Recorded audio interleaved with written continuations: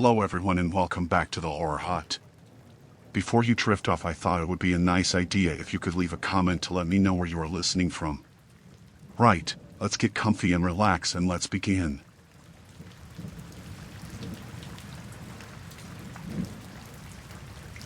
Story 1, The Silent Flat. I always thought of my flat as the one place where I could truly relax. It wasn't big, just a modest one-bedroom on the second floor of a Victorian conversion tucked away in the quieter streets of Islington, but it felt like mine. The moment I shut the door each evening, I could breathe properly, safe in the cocoon of my own space. The living room was narrow, the kitchen small, and the floorboards creaked when you crossed them, but I'd furnished it carefully. A sofa against the left wall, a second-hand coffee table that had belonged to my mother, shelves lined with books I rarely had time to read. Everything had its place, and maybe because I lived alone, I liked keeping it that way. Most evenings followed the same routine. I would arrive home after work at the design agency, put my keys in the little ceramic dish by the door, switch on the lamp with the yellow shade that softened the room, and change into joggers before making tea. It was an ordinary rhythm that soothed me after long days filled with deadlines and client calls. Nothing about those early autumn evenings suggested anything was wrong. The first detail, when I look back, was so trivial that I almost laughed at myself. I'd left a book open on the coffee table one Friday morning, the spine flat, a page half read. That evening, when I returned, the book was closed. Not just closed, but stacked neatly on top of another, the way I sometimes tidied if I expected visitors. For a moment I tried to remember if I had closed it myself before leaving. Perhaps I had been more organized than usual, gathering my things in a hurry before catching the tube. I shrugged it off and thought no more of it. But over the next week, I started noticing other little things. My toothbrush was resting on the opposite side of the sink from where I usually placed it. A mug I always kept in the cupboard above the kettle appeared on the draining rack one evening. Once, I came home to find the throw on the sofa folded differently, the corners tucked under instead of hanging loose. Each incident was so small, so easy to explain away. Maybe I was distracted, maybe I had forgotten. I even blamed it on the early mornings and late nights at work. Stress could do strange things. Still, the unease lodged itself in me. It wasn't the kind of fear that comes suddenly, like a slammed door or a shout in the night. It was slower, creeping, the way a draft makes you shiver though the windows are shut. I began paying more attention. I would pause in the doorway when I got home, scanning the room, my eyes darting to the books, the cushions, the keys in the dish. Some days nothing seemed different, and I felt ridiculous for even checking. Other days I found some new anomaly, a teaspoon left on the counter, a chair pulled out slightly from the table. I didn't tell anyone. What could I say? I think my flat is tidying itself when I'm gone. My friends would have laughed, or worse, suggested I was becoming forgetful. I even started keeping a little notebook in the drawer by the sofa, jotting down where I'd left things, testing myself. On Monday I wrote, mug in cupboard. Chair tucked in. Keys in dish. On Tuesday evening the mug was indeed still in the cupboard, the chair tucked, the keys untouched. Relief warmed me, and I felt almost triumphant, as though I'd proven to myself there was nothing wrong after all. But Wednesday shattered that fragile reassurance. I'd noted in the morning, book on shelf, top row, right side.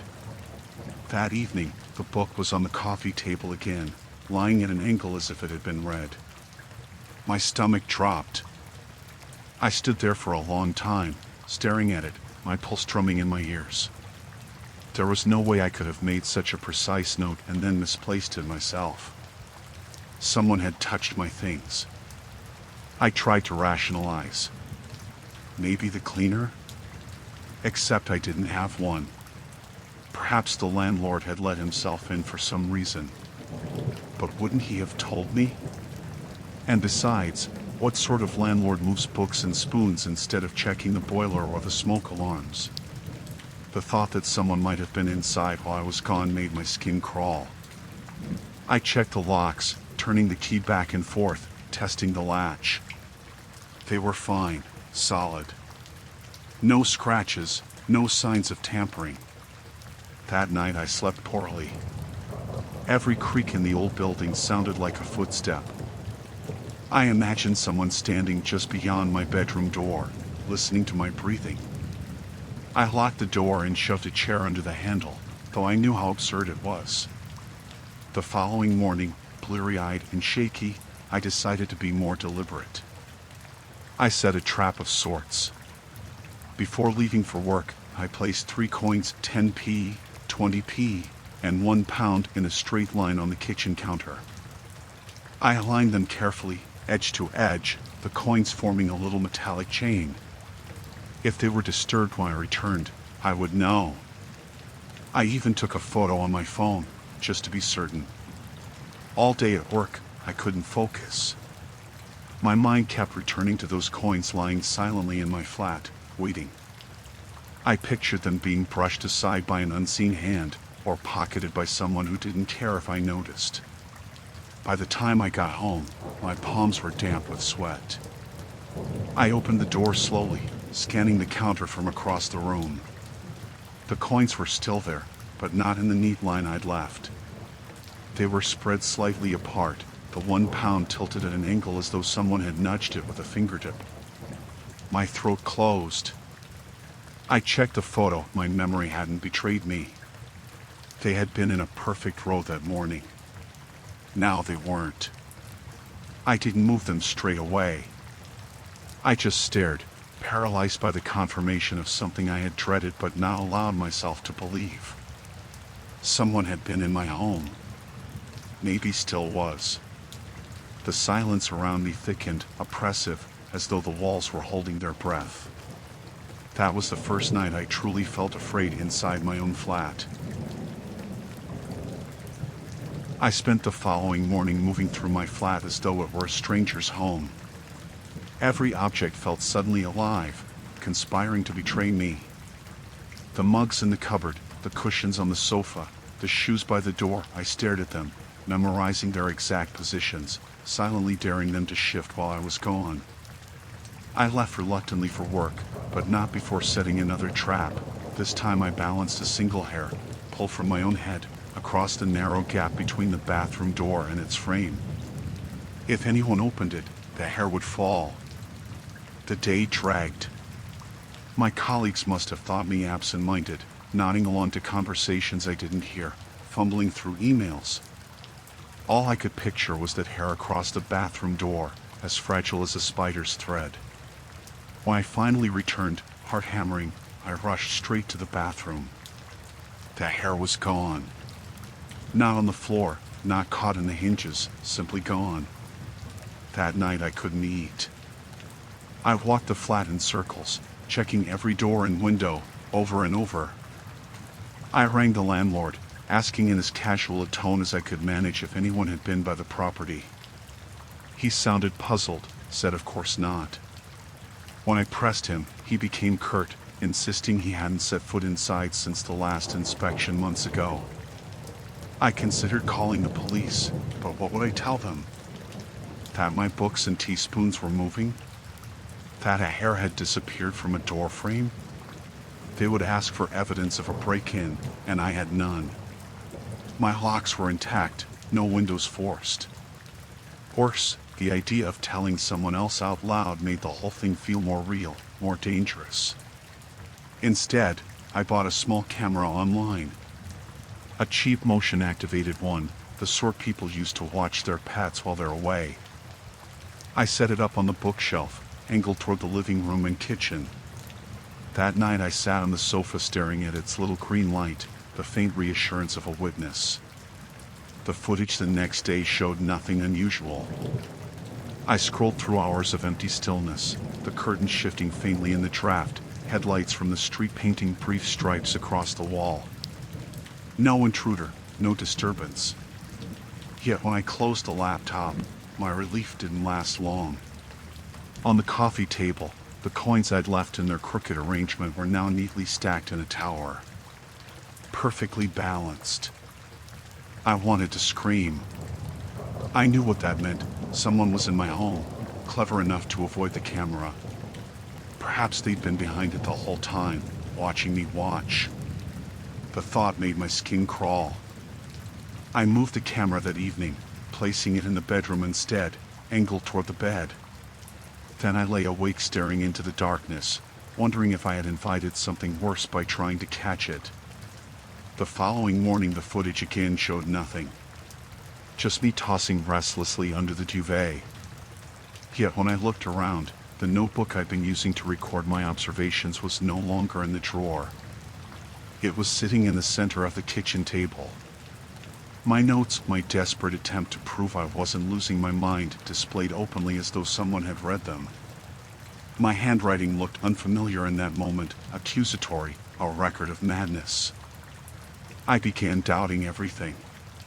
Was I truly being haunted by some unseen intruder, or was I doing these things myself and forgetting? The stress of work, the isolation of living alone, perhaps it was driving me to small, unremembered acts. But then I would remember the coins stacked into that impossible little tower, the notebook placed precisely in the middle of the table. I would never do that to myself. Nights became unbearable. I heard faint noises, the creak of a floorboard, the rustle of fabric, a sigh too soft to be my own.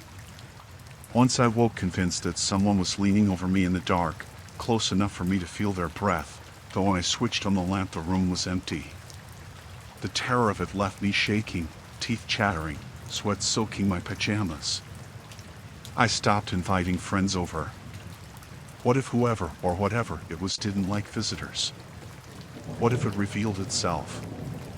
Or worse, what if nothing happened at all, and I looked like a fool in my own home? Instead, I withdrew further, locking myself in at night, avoiding eye contact with neighbors in the stairwell. I didn't want anyone asking questions I couldn't answer. But the sense of being watched grew heavier. I would sit on the sofa and feel eyes on me, hot against the back of my neck, though when I spun around the flat was still and silent. Sometimes, as I stood in front of the bathroom mirror, brushing my teeth, I had the absurd impression that my reflection was just a fraction too slow to mimic me, as if it were waiting for me to notice. By the second week, exhaustion hollowed me out. My hands trembled at work, my voice wavered on the phone. My manager asked if I was all right, and I lied through a smile. At home I began speaking out loud, announcing my presence as I entered each room. I'm home. I know you're here. Leave my things alone. My voice echoed strangely, thin and defiant, swallowed by the walls. One evening, desperate for some reassurance, I invited my friend Clara over for dinner. She chattered brightly as always, filling the flat with noise and warmth, and for a brief time I felt almost normal again. But after she left, the silence returned heavier than before, and I found the fork she had used lying on the hallway floor, far from the table.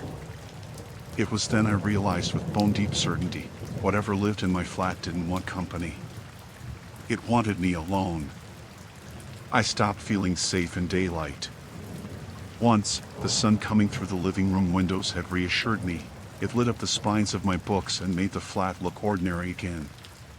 But now I saw daylight as a trick, a thin veil stretched over something darker. Every evening I returned home to find another subtle violation of my space. A picture frame turned slightly askew. The fridge door left a fraction open. Once, a single earring from a pair I hadn't worn in years lay in the center of my pillow. That last one nearly broke me. It wasn't just that it had been moved, it had been chosen. Deliberately placed. I sat on the edge of the bed staring at the tiny silver hoop, my stomach twisting. Someone was communicating with me, though I didn't know what they were trying to say. I began locking the bedroom door again at night, wedging the chair beneath the handle. Sleep came in jagged fragments, broken by whispers I couldn't quite hear in dreams where someone else's hands moved my things while I stood helplessly watching. I woke each morning unsure which part had been real. The camera offered no comfort. I shifted it constantly, bedroom, kitchen, hallway, but no matter where I placed it, the footage revealed nothing unusual. Yet the changes in the flat continued.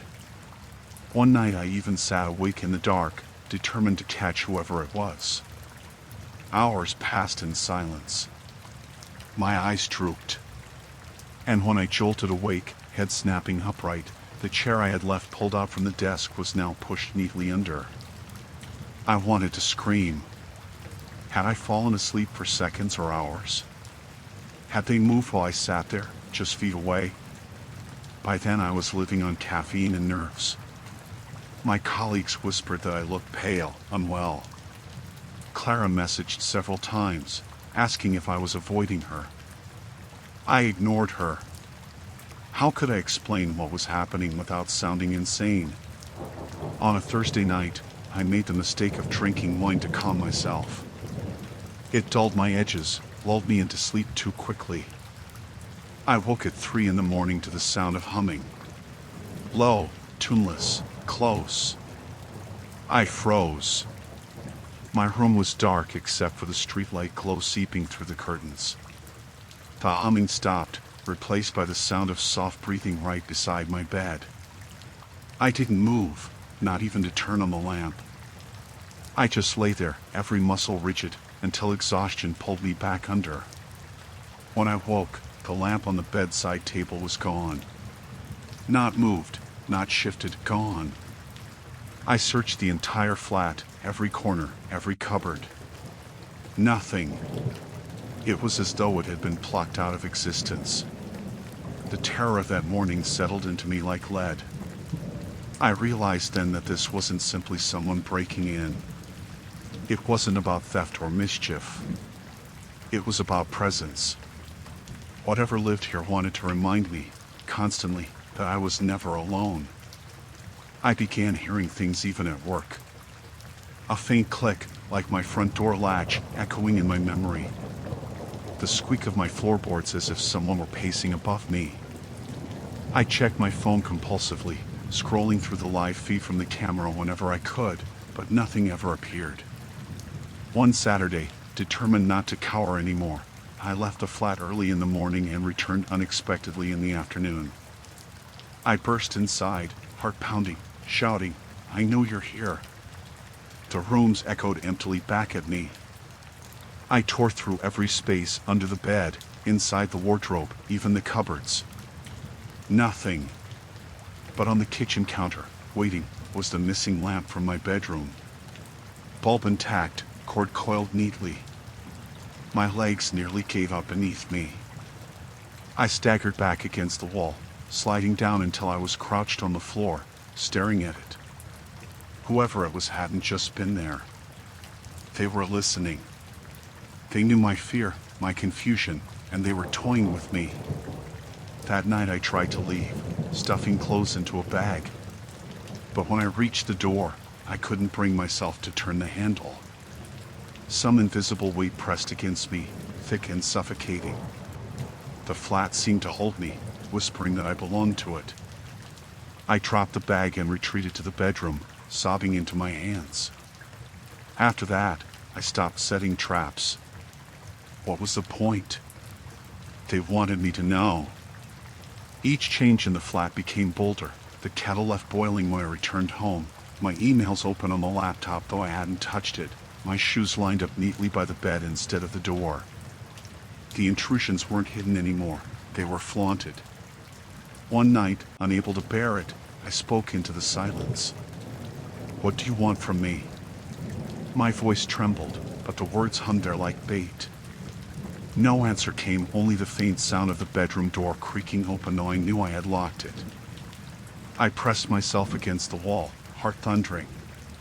Slowly, the door swung wider.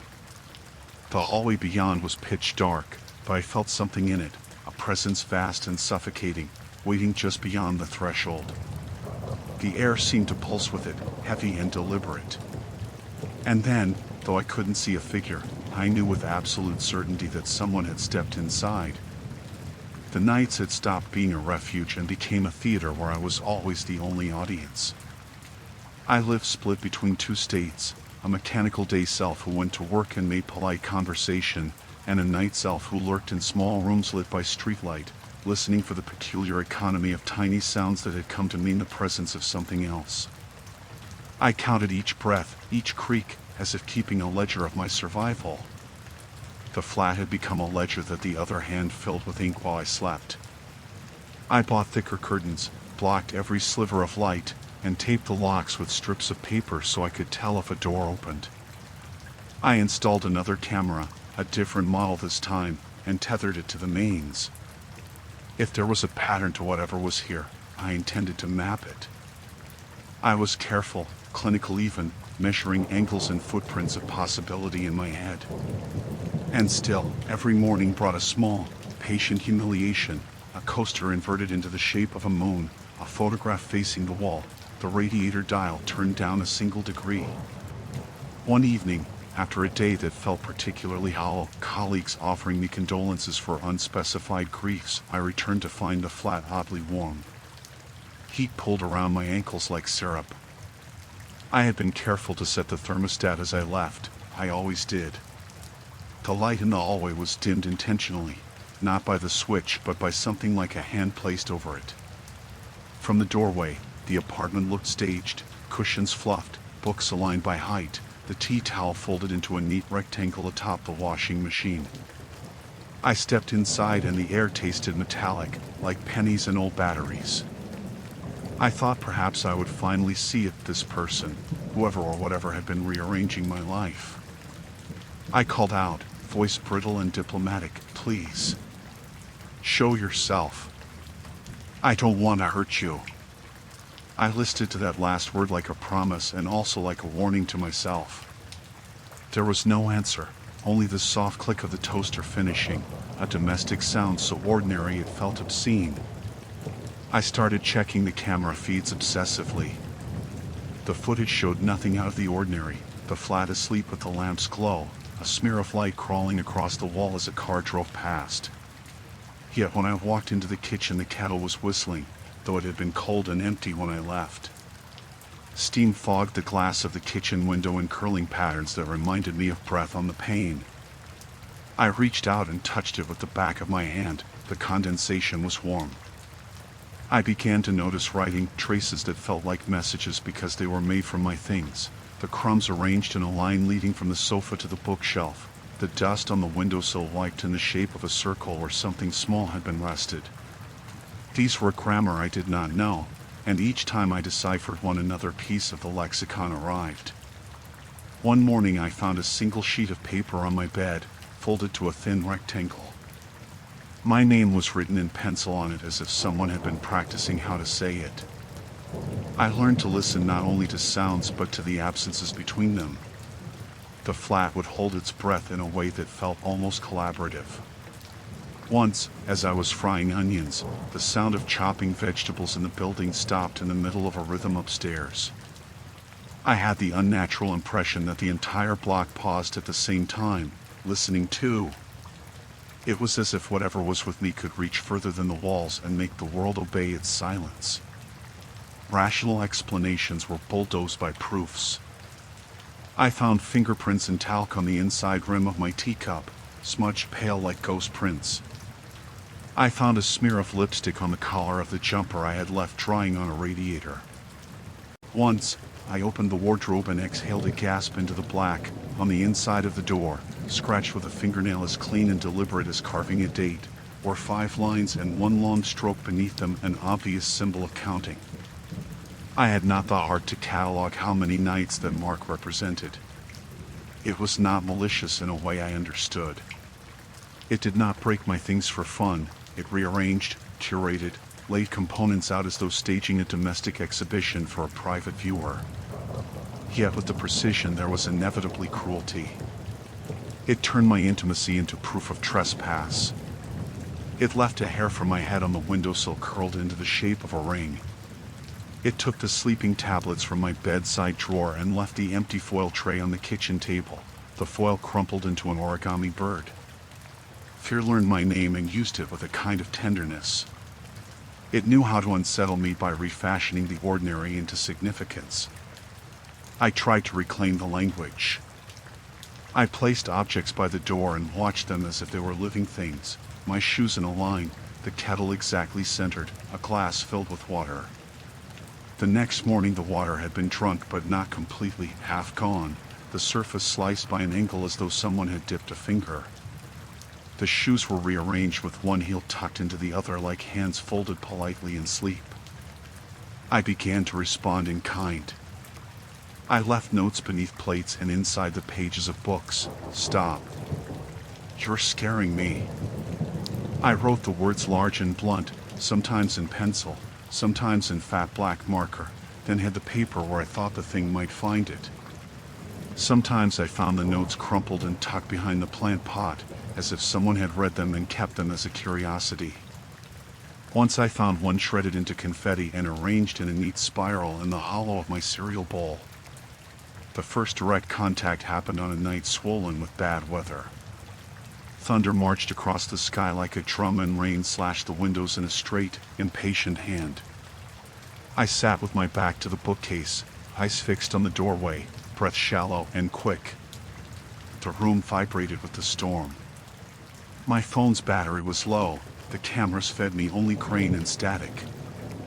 I felt at the edge of rational thought, like someone standing with one foot already over a ledge. At 3 in the morning, I heard it, not a noise, exactly, but a movement of air. It came from the hallway and felt like a hand smoothing the air. The bedroom door opened a fraction, then wider, and in the slit of light I saw a shape that was not quite a figure but a suggestion, the darkened absence of light in the thin corridor, as if the light itself had recoiled. It moved with a patience that felt older than the building. I did what I had always told myself someone in such stories would do. I lunged. It was not cinematic. I did not fling the door wide and shout triumph. My chair scraped, a raw sound, and I stumbled into the hall. I remember the smell of rain and old wool and something else, citrus, maybe, or the oil of orange peel, and the way the air felt at the threshold, thicker, as if the room were a pool and I had dipped my hand in. Then my hand closed on nothing. It was like trying to grip fog. I felt a pressure around my fingertips, like the subtle resistance when you push through curtains underwater, but there was no form to clutch. Panic rose like bile. I slammed the door and backed into the room, panting, my pulse beating in my throat like an insect. The hallway beyond held its quiet like a held note, indifferent and complete. After that night, the intonations of the flat changed. The intrusions were no longer merely mischievous, they were tests. A spoon placed beside my toothbrush, an extra plate in the sink when I knew I hadn't cooked. Once, when I fell asleep with a book open on my chest, I awoke to the taste of something foreign on my tongue, mint and iron, and the book had been turned to a page I would never have chosen. The lines printed there read like a promise: we are learning to live together. The cruelty of that phrase was its civility. It was not merely a threat, it was an arrangement. I could almost imagine it dictating rules. You keep the flat, I keep the rituals. It was not content with my fear, it wanted compliance. I did not comply. Instead, I planned to leave. I bought a bus ticket to my sister's house in Brighton. I packed a single case with clothes, a toothbrush, my passport, the little ceramic dish that had once held my keys, because it felt as if even small rituals could anchor a life. I would go that night, while the sky was clear, while the building breathed its ordinary sleeping breaths. But when I reached for the case in the living room, something cold clasped my wrist. Not with hands, there were none I could see, but with an insistence that took my breath away. It felt as though the air itself had caught my pulse and squeezed. The ceramic dish fell from my grasp and shattered into brittle, obedient shards. I tried to stand, to run, but my legs would not obey. The walls hummed around me with the sound of a distant lullaby. In that instant, the world consolidated into a single truth: the flat did not want me to leave. I screamed. The sound was raw and wet and ridiculous in the small space. It changed nothing. The silence that followed was not empty but thick and full and listening. Then, as if appeased by the offering, the pressure eased, and my wrist was free. The case lay open on the sofa as if nothing had happened. The bus ticket sat on top of it and used a little white rectangle like a mark. I picked the ticket up with trembling fingers and pressed it to my lips as if to taste the road. It tasted of ink and rain. I put the ticket back in the bag and closed the case. It felt like a lie. That night I slept with my clothes on and the curtains closed. I dreamed of fingers without hands arranging my life like a museum display. I woke with a sense of being observed by more than one presence, as if the flat had invited company from somewhere just beyond the walls. The next morning, I resolved to leave anyway. I made tea and packed the last of my things into the case. The door was a hand's breadth from my shoulder when the hall light flicked on and the flat exhaled a sound like a throat clearing. I turned and saw, in the doorway, standing like a negative of a person, the outline of a woman. Not a shadow exactly, not made of shadow, but of something that absorbed light, a silhouette that suggested the outline of hair and shoulders in a dress, but without the leakage of texture that makes clothes real. She did not speak. She only lifted her head to look at me. What I remember most was that her face was not absent of features, it was full of the wrong kind of detail. Where I should have been there were smooth hollows, and yet I felt watched. Her mouth was a thin seam, a line drawn, yet I could feel the echo of a voice pressed behind it. She raised one hand, and when she did, a small object dropped from between her fingers and clinked on the floor, a dime-sized coin, dull and warm. It was mine. I had lost a coin like that months ago, the one I kept for luck. It had been missing from a purse I had forgotten at the back of a drawer. I had assumed I had lost it on a bus or dropped it in the street. I had not realized until that moment how much its absence had been a stone in my pocket, a small, private grief. Seeing it fall from her hand like a benediction made something in me hurt. She mouthed something that could have been my name, or could have been a sound. Then she turned, and the silhouette moved away down the hallway, dissolving into the walls. I wanted to follow. I wanted to run down the stairs and not stop until the city dissolved into the sea. Instead, I knelt on the floor, curling around the coin as if it were an ember. After she left, the flat fell into its usual quiet, but now it was not only watching, it had shown itself. The boundary was crossed. There was no longer any pretense of mere mischief. Whatever lived here had a face, and it knew me well enough to return my little losses. I was terrified in a way that felt final. The flat was no longer a place where I could sleep through weather and wake to kettle whistles. It had become something else, an organism that fed on my small consistencies, a presence that curated my life like a collector. And if a collector had the patience to wait for me to call the space home, what would it do now that it had named me? After she showed herself in the doorway, I stopped pretending I could muddle through. Pretense had been a kind of slow suicide. Every attempt to normalize my life only gave the flat more purchase. I had to know what I was dealing with.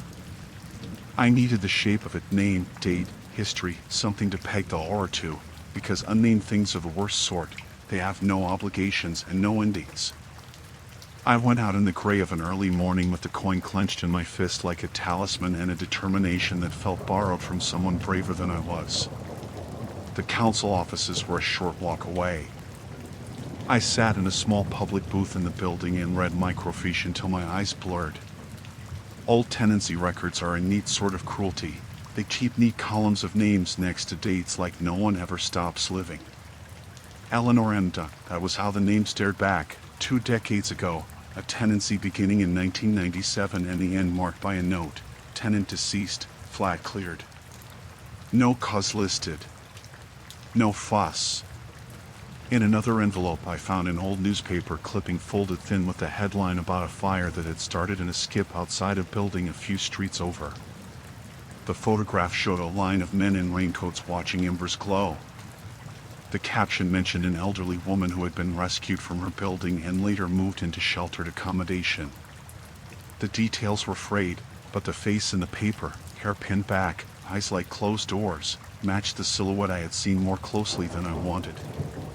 I sat back in my chair and the room pitched around me. It was a kind of logic that would have soothed me if logic had not been the very thing I distrusted. Eleanor. A name. A life that had been ordinary, then small calamities, then absence. I walked home feeling as if a seam had been found in the world, one that could be tugged. Inside, the flat smelled faintly of orange oil and old wool, the scent that had ridden the silhouette through the doorway. The coin I had held felt suddenly worthless and heavy at the same time. I put it on the coffee table like an offering, and waited. Hours passed and nothing happened, no chairs sliding, no teacups rearranged. The flat remained suffocatingly ordinary, which was an odd sort of menace, a lullaby before another dream. I decided on a plan that made me ashamed when I admitted it to myself. I would speak to her as if she were a living thing that could understand apology. I set up the living room as a kind of confession. I lit a candle and placed the coin beneath its halo. I dug through drawers for anything that might belong to her, a faded leaflet, a council notice, and shoved them together into a neat bundle. I wrote on a scrap of paper in messy, urgent handwriting, "Eleanor, if you are here, I am sorry. I did not mean to intrude. I will leave the flat. I will take nothing. Please, let me go."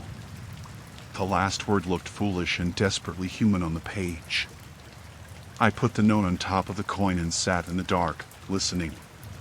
The clock on the mantel clicked like a heartbeat. I was shaking in ways alcohol and fear and long nights had nothing to do with. My fingers found each other and held. When the silhouette approached, she did so like an incoming tide, unhurried, patient, filling the doorway and then the room, the air itself shifting to accommodate her. I had rehearsed all kinds of speeches, rational explanations, pleas, bribes. None of them mattered. The thing that faced me had, somehow, the cadence of a person who had been reading and cleaning and making tea for years and had never learned to stop. She stood where the light from my candle pooled and the features I expected were both there in long hollows where pupils should be, a mouth like a stitched seam, yet there was a tenderness in the way she looked at the coin and the note together, as though she were reading something private she'd been given permission to see. She did not speak with words. Her voice was more like the small pressure you feel when a hand brushes your shoulder in a crowded train, an impression conveyed without phonetics. I felt it in my bones like a memory. You took my things. You live in my rooms. You breathe my winters. This is not theft. It is continuity. I took a breath, the kind that burned, and managed, "Eleanor." I found my throat closed. "I think you used to live here." Her head tilted, a motion so slight I might have imagined it. Then she lifted her hands, delicate in the way a moth's wings are delicate, and reached toward me. I shrank back, the old animal reflex of retreat, but the hand moved differently. It was not to push or wound, it was to return. From between her fingers fell a handful of things I had thought lost over the months. The hairpin I'd assumed vanished at a party, the tiny button from a shirt I loved, the ceramic shard from the dish that had held my keys. All of them clinked in the candlelight like a small orchestra. She set them on the table with a care that made me weep. It felt less like restitution and more like an offering, evidence that she had not taken these things to spite me, but because she had kept them in her keeping, like a curator of domestic debris. She moved deliberately to the note and, with a motion that could have been a smile, she touched the paper. The pencil marks darkened as if her fingers left tender prints. I realized then that she could not read my handwriting as I did. She could feel the intention behind it. When I said, shakily, "I'll leave," her head nodded. It was an old-fashioned single motion of acceptance. The flat, which had been taught in animals since I arrived at the coin tower and the missing lamp, slackened as though a wound had been bandaged. The air became lighter, like a window opened. She walked to the doorway and paused, looking back as if to make sure the declaration had been understood. Then she turned once, and as she went the dark in the corridor peeled away like wallpaper. The silhouette thinned and dispersed, not so much vanishing as dissolving into the dust motes and the cotton of the curtains. Where her feet had been there was nothing but the faintest crease in the rug, as if the carpet remembered a weight that was no longer present. I packed that night. I took only what I could carry in a single bag: the coin, my passport, a sweater, a toothbrush, the ceramic dish now in pieces, and the note, which I folded small and slipped into my pocket. When I closed the door behind me, I felt a trembling peace beneath my ribs. The city outside was ordinary. A bus hissed, a dog barked, windows flicked with television light. It took me a long time to stop checking my phone, to stop picturing a lamp vanishing from a bedside table. The next morning I called my sister and told her I was coming. I spoke without hysteria, but with a new, almost embarrassed clarity. "I have to go. Please let me stay with you." She said yes without asking questions. The relief that poured through me was almost comical in its intensity, like stepping into a warm room after being outside in a storm for days. Weeks later, after I had showered in her tiny bathroom and slept longer than I had in months, I rang the landlord and handed over the keys. I told him the truth in the way you tell someone you are moving because you have changed jobs or that you need a smaller place. I did not tell him why I left. There was no need. He took the keys, made the usual noises about viewings, and promised to let me know. I never heard from him again. There are people who would say I left too quickly, that I should have insisted on calling someone to cleanse the place, or that I had been cowardly. I thought about those voices, and then I thought of the coin and the way it had warmed in her hand. I thought about the way the note had darkened beneath her fingertips as if touched by rain. In the end, leaving felt like an agreement I had made with another life, an honoring of an old, small loneliness. Over the years, I would picture the flat in moments of memory: an old woman at a window, a stack of plates, a cup of tea placed on a coaster not aligned but lovingly tilted. I imagined the silhouette rearranging a cushion and humming the wrong notes of an old tune, content in a way I could not be. I never returned to collect the ceramic shards. The landlord renovated later. I learned through a distant cousin who worked in estate agents, and the flat became light and new and full of young laughter. Sometimes when I passed that street, I slowed, craned my neck, and felt a private, queer tenderness for the place that had taught me how fragile the line is between a life and a dwelling. At night now, in rooms that were not mine, I slept without the edge of constant listening. I woke to sunlight that did not demand I catalog its angle. I kept the coin in a small tin on my shelf, along with the note, both soft with age. They were not trophies. They were reminders that homes hold people who leave marks like fingerprints, uneven, human, impossible to erase. I had not exorcised the flat. I had only accepted that it had been someone else's home before it was mine. If there is a final truth to the story, it is this: the woman who rearranged my life was not a monster but a memory, an accumulation of ordinary domestic acts so focused they become a presence. She lived inside my rooms because that was where she had been allowed to live. When I acknowledged her, when I knelt and left an apology as if it were a coin, the place released me. I could not tell if she left too, or if she simply stopped needing me to know she was there. Either way, the flat no longer set itself in motion when I closed the door behind me. The pages of my book stopped turning to the wrong chapters. The lamp stayed put. I did not live there again.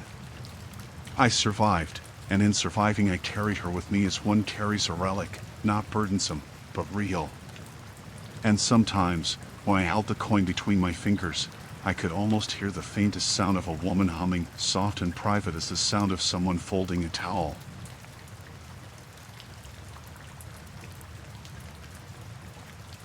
Story 2: The Echoing Steps. When I first took the night shift at the offices, I thought it would be dull but easy money. I had been between jobs, and cleaning an empty building from 10 at night until 6 in the morning seemed manageable. No bosses hovering, no colleagues to make small talk with, just me, a set of keys, a mop, and the endless corridors of a corporate space. It wasn't glamorous, but it kept my rent paid, and the quiet hours had a strange appeal. The building was a glass and steel structure tucked off a business park, lifeless at night except for the hum of its air conditioning and the red standby lights of computers asleep on their desks. I had 3 floors to myself. Each level looked almost identical, rows of cubicles, offices with locked doors, and break rooms that still smelled faintly of reheated lunches. My tasks were simple: vacuum the carpets, empty bins, wipe down surfaces, and make sure everything looked fresh for the morning. I fell into a rhythm after the first week. I started on the top floor, working my way down, and usually had time for a long break around 2 a.m. I kept a thermos of coffee in the janitor's closet on the second floor and sometimes sat near the window, looking out at the empty car park. On windy nights, the lampposts creaked and swayed, but otherwise it was peaceful. Too peaceful, maybe. The first time I noticed the footsteps, I was vacuuming near the far end of the 3rd floor. The sound was faint at first, a shuffle or a heel striking carpet somewhere behind me. I clicked off the vacuum, expecting to see security doing a surprise round, but the corridor was empty. I listened for a while, holding my breath. Nothing. I told myself the noise had come from the building settling, or maybe my own shoes dragging. After a moment, I shrugged and went back to work. But once I'd noticed it, the sound seemed to return in fragments. A scuff when I turned a corner, an echo when I stopped moving, as though my own steps were being answered half a second later. I tested the theory one night by walking briskly across the open-plan office and halting abruptly. My footsteps ended cleanly, but another faint tap came a beat after, almost mocking my stop. Rationally, I explained it away. The building's acoustics played tricks, or the air vents carried noises from somewhere else. There was no one else here, I knew that. Security clocked out at 9. The doors were locked. My pass was the only one that worked overnight.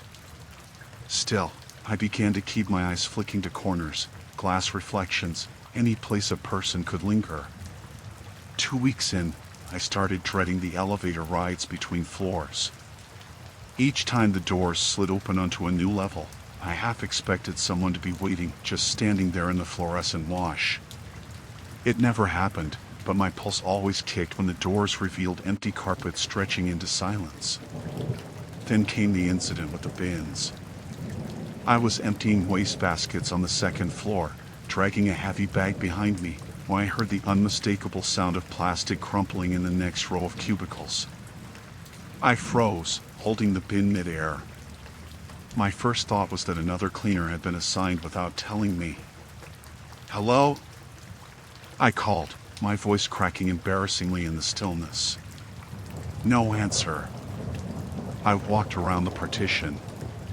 The cubicle was empty, but the bin there was already overturned, its contents scrunched paper, a half-eaten granola bar spilled onto the carpet. I hadn't touched it. That unsettled me more than I cared to admit. I cleaned it up quickly and tried to push down the unease, but the idea of someone moving just out of sight gnawed at me.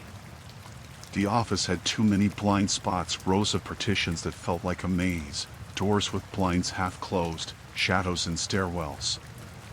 I began to feel watched, and the worst part was knowing I couldn't prove it. By the end of that shift, I was rattled enough to check the bathrooms before I left.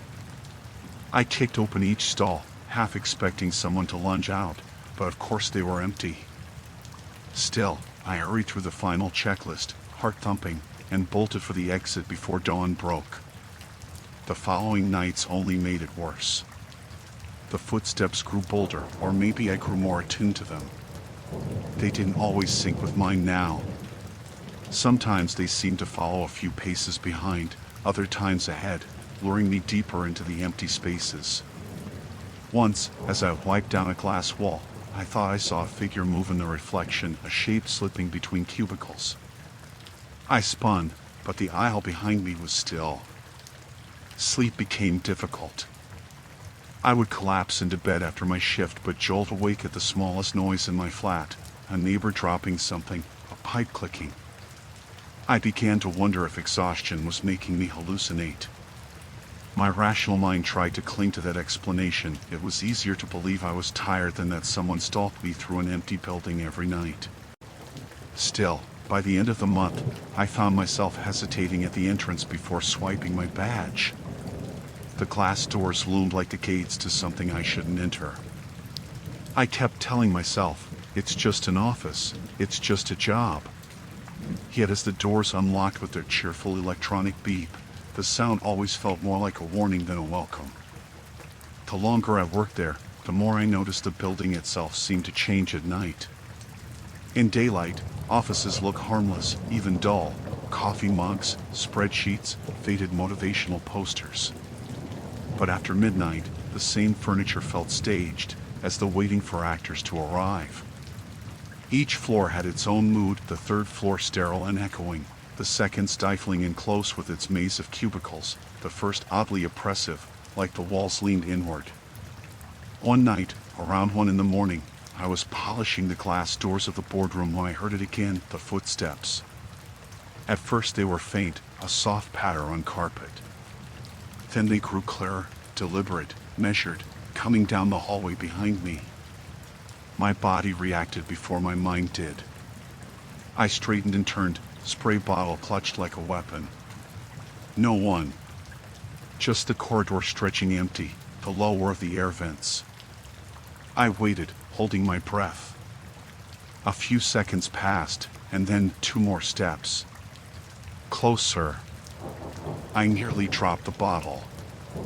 I muttered to myself, air ducts, just air ducts, though I knew full well air didn't sound like feet. I packed up early from that floor and made excuses on the cleaning log the next morning. Boardroom occupied late, minimal cleaning. It was a lie, but no one checked. By the end of that week, I had developed small coping strategies. I played music softly through my phone, letting the tinny sound fill the silence. I talked aloud random mutterings about tasks, anything to make my own voice echo. But even with distractions, I couldn't escape the sense that something else listened. Worse, the footsteps seemed to adjust to me. When I walked slower, they matched me. When I quickened my pace, they sped up just enough to stay near. It was like being shadowed by a partner in a dance I hadn't agreed to. The strangest part was how they rarely came from the same place twice. Sometimes the sound drifted behind me, sometimes from an intersecting corridor, and once I was certain they came from directly above, as though someone walked across the ceiling tiles. I shone my torch upward, half expecting to see legs pushing through, but the tiles remained pristine, humming faintly with fluorescent light. My nerves started showing in little ways. I dropped bins. I mislaid keys. I even locked myself out of the storage closet one night and had to call the emergency number, making up a story about a broken latch so I wouldn't sound incompetent. The supervisor who came out looked at me strangely when I wouldn't meet his eye. I realized then how trapped I was. I couldn't admit what was happening without sounding unstable. But the building seemed to sense my silence as permission. The footsteps came earlier in the shift now, sometimes within minutes of my arrival. One night, I swore I heard breathing too. I was crouched in a cubicle, scrubbing at a coffee stain on the carpet, when a low exhale stirred the hair at the back of my neck. I leapt up so fast I banged my knee on the desk. The cubicle row was empty, of course. Still, I backed away, dragging the vacuum behind me like a shield. I tried to rationalize everything. Maybe a homeless person had found a way in, hiding during the day and wandering at night. The thought chilled me, but at least it was human. I searched for signs, food wrappers, bedding, anything. I found nothing. The bins held only office rubbish. The cupboards were locked. The bathrooms smelled of bleach and stale air, untouched since I'd cleaned them. Then came the night I decided to test it. I had enough of flinching. On the second floor, I deliberately stamped hard on the carpet, 3 times in succession, and then froze. The echo came back not 3 beats later, but 4. 4 distinct footfalls, heavier than mine, and closer. My throat tightened. I whispered into the corridor, "Who's there?" My voice cracked on the last word. No reply, only silence so deep it made my ears ring. After that, I avoided the far ends of the building. I worked quickly, skipping corners, leaving some desks unsanitized. It didn't matter. The footsteps still found me. The janitor's closet became my refuge. It was cramped and smelled of chemicals, but when I locked myself inside, the sound didn't follow. I started taking longer breaks in there, sitting on an upturned bucket with my thermos of coffee, my phone clenched in my hand. Sometimes I stayed put for an hour, convincing myself the noise outside was only the building settling. But the moment I emerged, it began again, a faint echo, perfectly timed to meet my own. I considered quitting. But shame held me back. I couldn't explain to anyone why. What would I say? That the empty office at night wasn't empty? That footsteps matched mine in corridors I knew were vacant? No one would believe it. I barely believed it myself. The breaking point came near the end of my second month. I had just finished vacuuming the first floor and was rolling the machine back when I heard them again, footsteps, but not behind me this time. They came from the stairwell. Clear, deliberate steps, one after another, descending. Someone was coming down. I froze at the base, staring up through the narrow gap in the stairwell. The echo of shoes against concrete carried down to me, too real to deny. I fumbled with my torch and shone it upward. The light swept empty steps, one flight, then another. No figure, yet the steps kept coming, closer and closer, until they should have been right in front of me. Then they stopped. I stood shaking, torch beam quivering against the banister. The silence that followed was worse than the noise. It pressed in, suffocating, as though the building held its breath with me. Finally, I stumbled backwards, dragging the vacuum, and fled to the janitor's closet. I locked the door and didn't move until daylight seeped through the high windows. That morning, as I signed the cleaning log, my hands still trembled. I forced myself to write neatly, though my knuckles ached from how tightly I'd gripped the pen. The footsteps hadn't touched me, hadn't shown themselves, but they had cornered me. And deep down, I feared they were only getting started. After the stairwell incident, the building stopped feeling like an office and started feeling like a trap. I tried to stick to routine, but even small tasks became exercises in terror. I avoided the stairwells, never went near the elevators alone, and kept my phone's flashlight on at all times. Yet the steps persisted. They weren't just random anymore. They were patient. They were measuring. They followed me, always keeping pace, always just out of sight. One night, around 2:30, I was finishing the second floor conference room. I wiped down the long table, lined up chairs carefully, and vacuumed the corners where dust clung stubbornly. My back to the far door, I heard it again, the sound of someone descending the corridor, soft, deliberate, echoing on carpet and concrete. But this time, I was certain it wasn't mine. I had been standing still. I froze, holding the cloth in my hand, heart hammering. The sound came closer, stopping just past the last cubicle. A single thump, like a shoe meeting carpet with weight. Then another. A shuffle that I hadn't made. I tried rationalizing. Maybe maintenance had arrived. But the pass was required to unlock every floor, and no one had reported being here. I called out, voice shaking. "Hello? Anyone there?" The corridor remained empty, yet the echoes kept pacing, mocking me. I decided to move cautiously, inching along the cubicle edge, hoping to catch a glimpse. As I turned a corner, my flashlight swept across an empty corridor, no figure. The vacuum hummed faintly behind me, though I had already turned it off. Then I heard a soft click, like a hand on glass. My stomach lurched. I swung the light toward the sound. Empty. The panic was creeping in, the kind that made your fingers tingle and your limbs feel too heavy. I wanted to run, but the building's geometry seemed to stretch impossibly. Every familiar corner looked alien, every cubicle a potential hiding place. I tried to calm myself, whispering the mantra I'd adopted over the last weeks. It's empty. It's empty. There's no one here. But even as I repeated it, my ears detected footsteps pacing somewhere behind me, slower, heavier, synchronized with my heartbeat. By the time I reached the third-floor break room, I had to lean against the counter to stop shaking. I gulped coffee straight from the thermos, hoping the warmth would anchor me. The footsteps followed, of course. A soft hum against the tiles now, echoing through the open space. They weren't like mine, more deliberate, almost predatory. I tried moving to the hallway, thinking the open plan would give me an advantage. The sound mirrored me, perfectly timed, always just a few steps behind, always moving toward me even when I retreated.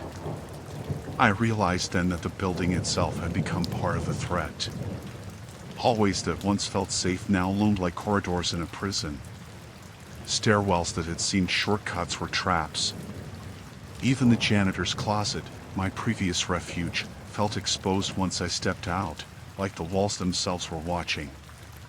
My hands began shaking uncontrollably. I turned back to the break room to gather cleaning supplies and barricade myself if necessary when I noticed the window.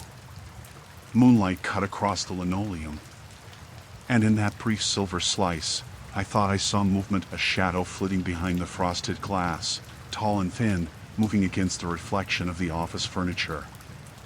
My mind tried to rationalize it, maybe a branch outside, a trick of the light. But instinct screamed otherwise. I grabbed my keys and started moving down the hall, flashlight sweeping frantically. The footsteps quickened, now accompanied by a subtle scraping, like nails catching carpet fibers. I froze again. This time I counted each beat. 1, 2, 3, always in intervals that didn't match my steps. Someone was pacing me. Someone or something knew exactly where I was. I tried to call security on my phone, but the signal was gone, as if the building itself swallowed electronics overnight. I pounded on the intercom at the lobby, screamed into it, but only my own echoes replied. And then, just before the panic fully consumed me, I heard it change. The pace slowed, heavier now, deliberate. Not behind me, not ahead, but all around. It surrounded me. The lights flickered, once, twice, and then one section went dark. I was alone in a pool of shadow, the hum of the ventilation system like a pulse pressing against my ears. I backed into a cubicle, arms over my head, trying to steady my breathing. The footsteps approached from every side, but I saw nothing. Not a shape, not a figure, nothing. Only the sound of deliberate, predatory steps circling me. I realized then that hiding wouldn't save me. The presence wasn't human. Not entirely. It didn't move with flesh and bone. It moved with intent, intelligence. It could track me anywhere in the building. Panic clawed in my chest, but I forced myself to think. The stairwell might be my only exit, though each step would be audible to it. I ran. My flashlight cut a trembling path through the third-floor corridor, bouncing off walls and office glass. Behind me, the echoing footsteps followed, each one perfectly timed to my sprint. My legs burned, lungs on fire, heart pounding so violently I thought it might tear free of my chest. At the stairwell, I pressed the emergency button. A distant siren began, muffled but real. I descended, 2 steps at a time. The sound above me followed, heavier now, closer, like a weight pressing on the very stairwell walls. I stumbled, twisted my ankle, and cursed. But the siren grew louder, echoing through the building like a warning. I burst into the lobby at last. Emergency lights flickered overhead. Doors were locked electronically, but the siren had triggered some override. I pushed, threw my weight against the main doors, and they finally yielded. I tumbled out into the car park, gasping, hands scraping concrete, heart still hammering. I glanced back once. The building loomed silently, still, as if nothing had occurred. No shadow, no movement, just glass reflecting the pale street lamps. But the memory of the steps lingered in my ears, steady, unrelenting, perfectly timed. I knew they hadn't stopped. I never went back that night. I didn't sleep that night. Every time I closed my eyes, I saw the corridors, long and empty, yet alive with the sound of footsteps echoing just beyond reach. I tried to convince myself that yesterday had been an adrenaline-induced hallucination, that the building was just old and creaky, and that my mind had spun the ordinary noises into something sinister. But the terror refused to dissipate. It felt tangible, waiting. The next shift, I forced myself to enter the building. The lobby was still quiet, too quiet, as if it knew I'd come back. I carried the flashlight, my keys, and a small can of pepper spray, a pitiful arsenal against whatever moved with such impossible precision. I kept my head low, stepping quickly toward the service elevator that I had learned was safer than the main one. The flickering fluorescent lights made the shadows dance on the walls. I hated them. I hated how alive the building looked when it was supposed to be empty. By the time I reached the third floor, the footsteps began again. I stopped in the corridor, shining my light down the hall. The echoes matched mine as always. I turned slowly, checking each corner, each cubicle, each window reflection. Nothing. My stomach twisted. Every instinct screamed to leave, but I had to finish the shift. If I didn't, I'd never be able to face myself again. I moved cautiously, vacuuming a few steps, then pausing, listening. Tap, tap, a soft scuff behind me, lighter than yesterday but distinct. I froze. My pulse pounded so hard I thought the vibrations would betray me. The sound grew closer. I tried to rationalize it, a stray rodent, a building settling, but even as I thought it, I knew it was wrong. The pace was intelligent, deliberate, responsive. I ducked behind a cubicle, holding my breath. The footsteps slowed, then stopped. Silence stretched. Then, in the empty corridor beyond, I saw it, or what I could call it, because calling it a person would have been a lie. A shadow, vaguely human-shaped, standing just past the glass partitions. Its presence swallowed the light, dark against the faint reflections of office furniture. I blinked, and it seemed closer. I bolted. Heart hammering, I ran toward the stairwell, flashlight swinging wildly. My footsteps echoed too, but so did another set, keeping pace without fail. I could hear the faint scraping of nails, or maybe just the suggestion of them against the linoleum and carpet. The shadows seemed to stretch toward me, elongating and warping with each step I took. I reached the stairwell and yanked open the door. Empty. I began descending rapidly, counting each step. 1, 2, 3.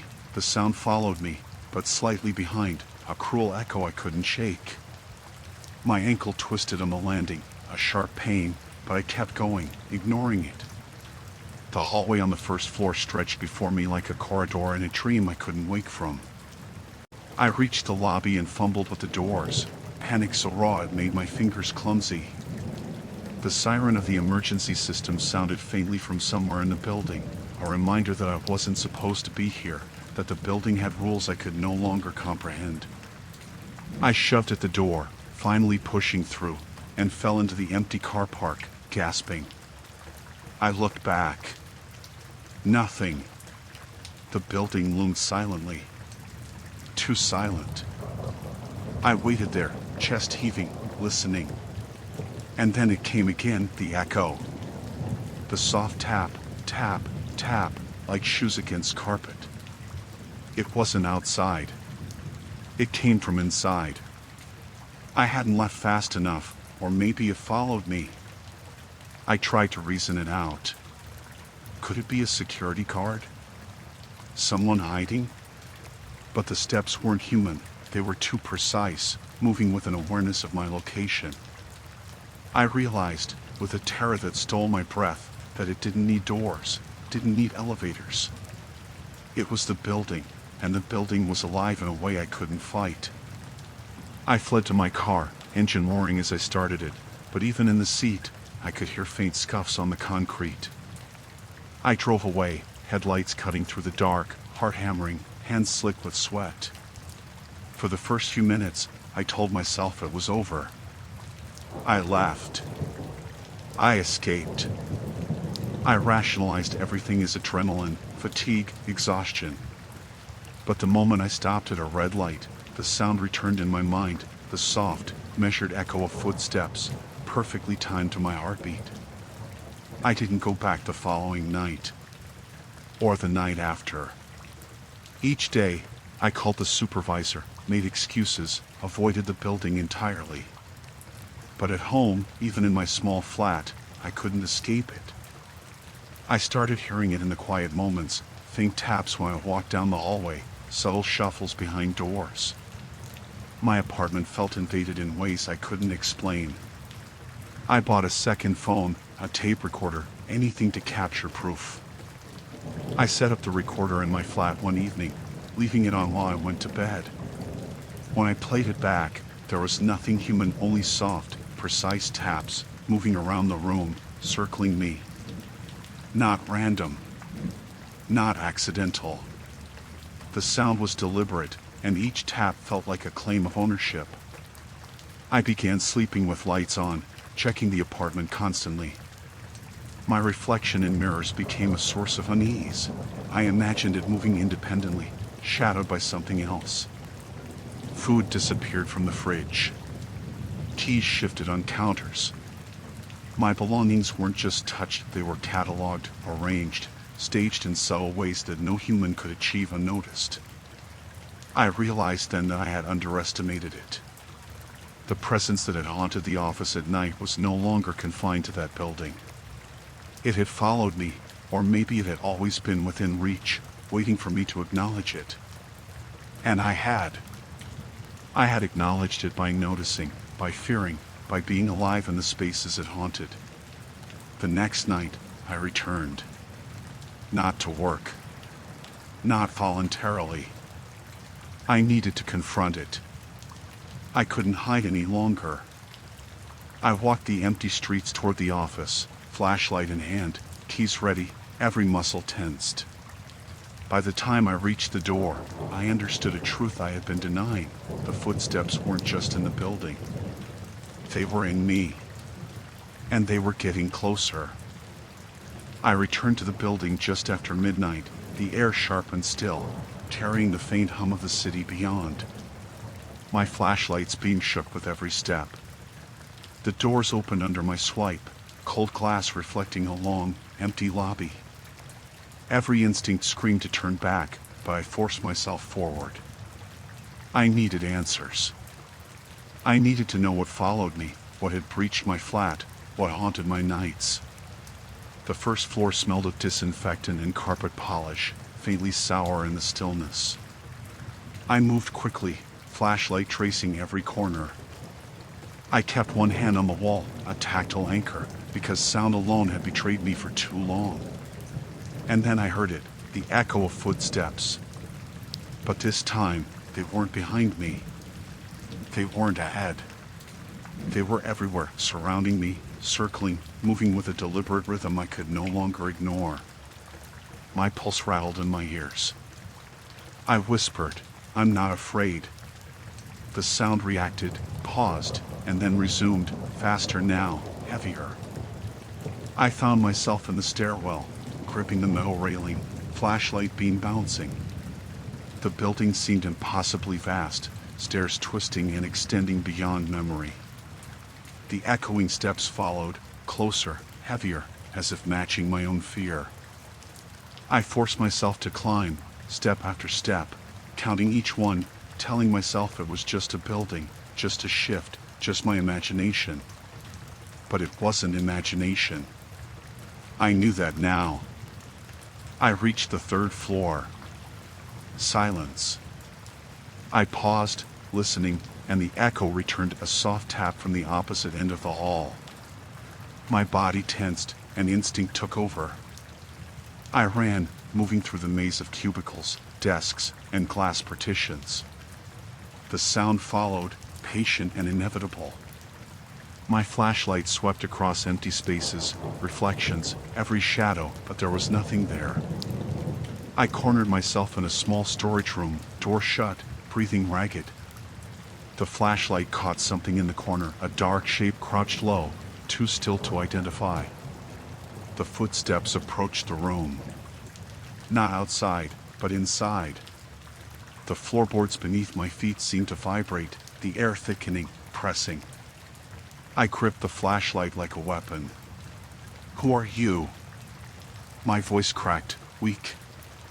No answer. Only the echo of steps. They circled me, stopping at precise intervals, as if playing a game I hadn't agreed to. The shape shifted slightly. I thought I saw fingers or claws stretched toward me. My terror boiled over. I lunged for the door, slammed it open, and ran. The corridor seemed endless. Lights flickered overhead. I tried the elevator, no power. I barreled down the stairwell, tumbling, scrambling, heart threatening to tear itself free of my chest. The steps were relentless. Not fast, but unerring. Calculated. My own adrenaline propelled me faster than I knew I could move. I reached the lobby. Emergency lights flickered on. Doors were locked electronically, but I had the master key on my belt from previous shifts. I shoved it into the lock and twisted. The glass door resisted, then yielded. I tumbled outside, air hitting my lungs with burning intensity. I turned, flashlight swinging, nothing. Just the silent, inert building. I ran to my car. Engine screamed to life. I checked the rearview, empty parking lot. And yet, in my mind, the echo persisted. Tap, tap, tap, following. I drove through the empty streets, headlights cutting fog and darkness, the sound haunting each corner, each silent street, until I reached my apartment. The apartment offered no sanctuary. The footsteps followed, softer now, but precise. Drawers slightly ajar, books shifted. The sound threaded through the floorboards, around corners, even when I held my breath. I realized it wasn't tied to the building anymore. It had learned, adapted, reached me. I grabbed my flashlight, pepper spray, and whatever tools I could find. I set up in the center of the living room, lights on, doors locked. The echo entered as I expected, circling, tapping. I turned slowly, shining the light, still nothing. And then I realized I couldn't fight what I could not see, couldn't corner, couldn't name. Hours passed. I stayed vigilant, knowing sleep meant risk. And then it happened. The lights flickered, then dimmed. A cold wave of air brushed my neck. Footsteps now right behind me, but still unseen. I spun, swung the flashlight, sprayed the air. Silence. Then another tap, so close it felt like it pressed against my skull. I understood finally. I could not escape. Not here, not there, not ever. The presence wasn't just a predator, it was a shadow of space itself, an intelligence born of echo and emptiness. My apartment, the office, the streets, I carried it with me. It needed recognition. It needed awareness. And now it had me fully. I dropped to my knees, flashlight rolling. The tapping stopped, waiting. I whispered, voice trembling, "I see you. I acknowledge you." The air thickened. Then the shape manifested, coalescing in the corner of the room, tall, distorted, human-like, faceless, limbs stretching in angles that shouldn't exist. My heartbeat thundered in my ears. It advanced. I tried to run, but the room twisted, elongating, folding around me. Every door I tried was a wall. Every window led only to darkness. The echoing steps surrounded me from every side. I realized the truth. The footsteps had never been human. They were the presence itself, moving through the world I occupied. I braced myself. The shadow's form touched me, impossibly cold, pressing against my skin, filling my chest with a suffocating weight. My vision blurred. The last thing I heard was the echo of my own heartbeat, perfectly matched now, synced with the rhythm of its approach. Then darkness. I never left the apartment. I never saw sunlight again. The footsteps continue, measured, patient, echoing through rooms that were mine, yet never mine. And I am here, always aware, always listening, trapped in the sound I once thought I could escape. The building, the offices, the world outside, irrelevant now. The presence follows. It always follows. And I know, with perfect certainty, that it never stops. Story 3, Shadows at the Edge. The first night at the campsite should have been relaxing. I had driven for hours, escaping the city with its hum of traffic and the glare of streetlights, and now the forest welcomed me with its cold, still air. I set up my small tent on the edge of a clearing, close enough to the gravel path to feel tethered, far enough from the road to feel alone. By the time I had finished securing the rain flap and unpacking my modest supplies, dusk had fully fallen, leaving the trees as dark silhouettes against a bruised sky. I sat cross-legged on the damp ground outside the tent, wrapped in a blanket, sipping coffee from a thermos. The only sounds were the wind whispering through pine needles and the occasional distant call of a bird settling for the night. It was exactly the kind of solitude I had been craving. I reminded myself that being alone in the woods wasn't dangerous. Not really. People camped here all the time. And I wasn't far from the trail. Logic should have reassured me, but I noticed the first unsettling detail without understanding why it set my nerves on edge: the sound of footsteps on the gravel, just beyond the tree-line. I froze, coffee halfway to my lips. There was nothing there, and yet the pattern was distinct, deliberate, slow. I told myself it was an animal, deer or raccoon maybe, misjudging distance, but the steps had rhythm, a spacing too precise to belong to the natural world. I set the thermos aside and listened. The wind shifted, the rustle of leaves might have masked sounds, but I felt watched. The feeling pressed into my skin, cold, insistent. I went inside the tent, zipped it closed, and tried to convince myself of rational explanations. It was an empty campsite, just me in the forest. The sound of footsteps had to be the path crunching under a raccoon or a wandering hiker. But as I lay on my sleeping bag, staring at the thin nylon ceiling, I couldn't shake the sensation that the figure I had glimpsed at the tree-line was still there, lingering just beyond visibility. Sleep didn't come easily. I kept hearing soft thuds against the gravel, faint but deliberate, moving closer, or at least seeming closer every time I dared to listen. My mind tried to play tricks, telling me I had imagined it, but the sound persisted. I started to record the noises on my phone, but the microphone barely picked anything up. Only my own breathing, my heartbeat, and the distant wind were audible on the playback. By the second hour after nightfall, I felt trapped in the tent. The forest beyond the thin fabric became alive with shadows. Trees stretched in unnatural angles, and the wind carried whispers that I was certain weren't there. I told myself to calm down, to breathe, to remember the facts. I was alone, I was safe, the tent was secure. And yet the footsteps moved again, subtle, irregular, impossible to locate precisely. It wasn't a natural sound. It had purpose, intent, as if measuring the perimeter, keeping track of me. I tried reading to distract myself, the small light of my headlamp flicking across the pages of a half-forgotten novel. Every creak of the tent pole, every scratch of a branch against fabric, made me jump. I pressed the sleeping bag tighter around myself.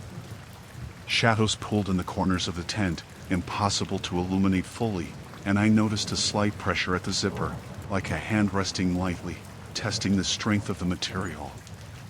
My imagination screamed at me, and yet when I carefully opened the flap, the clearing was empty. I went through the motions of inspecting the campsite from inside the tent, shining the flashlight toward the tree line, counting steps, listening intently. Every so often, a darker shadow moved just beyond the edge of the beam. Not rushing, not hiding, simply standing, observing. The figure was humanoid in shape, but too still to be mistaken for anything alive. I told myself dawn would bring rationality back, and until then, I could only wait. Hours passed. My phone battery drained faster than expected. The light from the headlamp grew dim. I thought about leaving the tent, running toward the road, but something restrained me. The figure never moved closer. It never left. It simply waited. And with each hour, the forest itself seemed to close in, the darkness denser, suffocating. I began to imagine the slightest sounds, the snapping of twigs, the rustle of leaves, as deliberate attempts to lure me out. By 3 a.m., exhaustion blurred my thoughts. I tried to sleep sitting up, leaning against the tent's side. My eyes remained open. Every shadow, every movement beyond the fabric, was imprinted in my mind. The figure at the tree line remained perfectly still, silhouette just visible against the inky backdrop of the forest. It never moved. It never blinked. It didn't even sway in the wind. Yet I knew it was aware of me. And then, faintly, I realized the sound of footsteps had stopped. Absolute silence beyond the tent, yet my skin tingled with the certainty of being observed. I didn't breathe. The forest waited with me. I waited with it. Time lost meaning. Each second stretched into a minute, each minute into an hour. By the time the eastern sky began to lighten with the first pale hint of dawn, the figure remained at the edge of the clearing, unmoving. But with the light, its form became clearer. Thin, unnaturally long limbs, a head tilted slightly, faceless. It didn't move until the sun fully rose, and then, slowly, deliberately, it receded into the trees, leaving no trace, no footprints, no sound. Only the echo of its presence lingered in the clearing and deep in my chest. I emerged from the tent trembling. The campsite was empty, serene as if nothing had occurred. I packed silently, avoiding looking into the tree line. Every rational thought told me it was gone, a figment of sleep deprivation or imagination. But deep down, I knew the truth. I had been watched, studied, and survived the night by some decision entirely apart from my control. I left the forest that morning, never looking back. But even now, months later, the memory of that still, observing silhouette lingers. Shadows at the edge of vision, footsteps echoing in empty spaces, the certainty of being watched, they haunt me still. And I know, if I ever return to the forest at night, the figure will be there, waiting, unmoving, patient. I hadn't slept more than an hour that first night, and when the next evening arrived, I felt every ounce of tension from the previous night replay in my muscles. Setting up the tent again, I noticed the forest seemed subtly different. Shadows fell at sharper angles, the underbrush whispered as though alive, and the wind carried sounds that didn't belong. Even before night fell completely, I was aware of the footsteps, faint but persistent, tracing the gravel path outside my clearing. I forced myself to work quickly, hammering stakes and tightening guy lines, deliberately moving in ways to see the periphery of my campsite. I kept my flashlight within reach, its beam illuminating the ground around the tent, but the tree beyond it remained opaque, dark, and secretive. By the time darkness settled fully, I was inside the tent, sleeping bag zipped, thermos of coffee near my hand, but dread hung heavy in the air. I felt the presence before I heard it. The very air seemed charged, almost vibrating, as though some unseen entity measured the distance between me and the edge of the forest. At first, the sounds were subtle, gentle steps across leaves or gravel. I tried to dismiss them, reasoning that animals were moving about, that the wind made the pines groan. But there was a regularity, a cadence that no animal could sustain. The soft tap tap tap pressed against the edges of the tent, sometimes echoing faintly on the nylon, suggesting something humanoid, moving slowly, deliberately, around me. My breath hitched. Every instinct screamed to unzip the tent and confront whatever was out there, but reason warned me that leaving the relative safety of the nylon walls would be suicidal. Hours passed, each punctuated by small, unnerving details. The faint scent of something metallic or damp reached me intermittently, impossible to identify. My water bottle shifted slightly, as if nudged. Shadows pulled unnaturally at the corners of the tent, bending and stretching even though the fabric was taut and the ground flat. At one point, I thought I saw a shape moving across the entrance flap.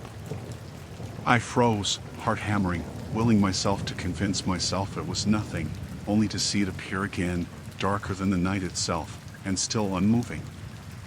I tried talking aloud, muttering reassurances. It's nothing. It's just the wind. It's just me. My voice echoed softly through the small space, and the sound of steps mirrored my speech. The pacing outside became rhythmic, tapping against the earth in sync with my sentences, like some cruel mimicry. My hand shook as I gripped the thermos, holding it against my chest, listening to each faint scuff that sounded almost close enough to touch the tent fabric. Sleep became impossible. I tried closing my eyes, imagining safety, imagining dawn, imagining the forest empty, but the presence was patient, unyielding. It made no move to leave. It didn't shift. Only the soft tap, measured and relentless, circled the tent, insinuating its awareness. My mind oscillated between reasoning and panic. Perhaps I was exhausted, hallucinating. Perhaps it was a hiker passing far away. But deep down, every instinct, every hair on my arms, told me otherwise. Midnight passed. Hours stretched endlessly. My flashlight's battery ran low, dimming to a sickly yellow. The tapping grew subtle, now almost brushing against the fabric as though testing it, pressing lightly against the thin barrier. My chest tightened. I pressed my body against the far side of the tent, avoiding the zip, wishing I could disappear into the earth itself.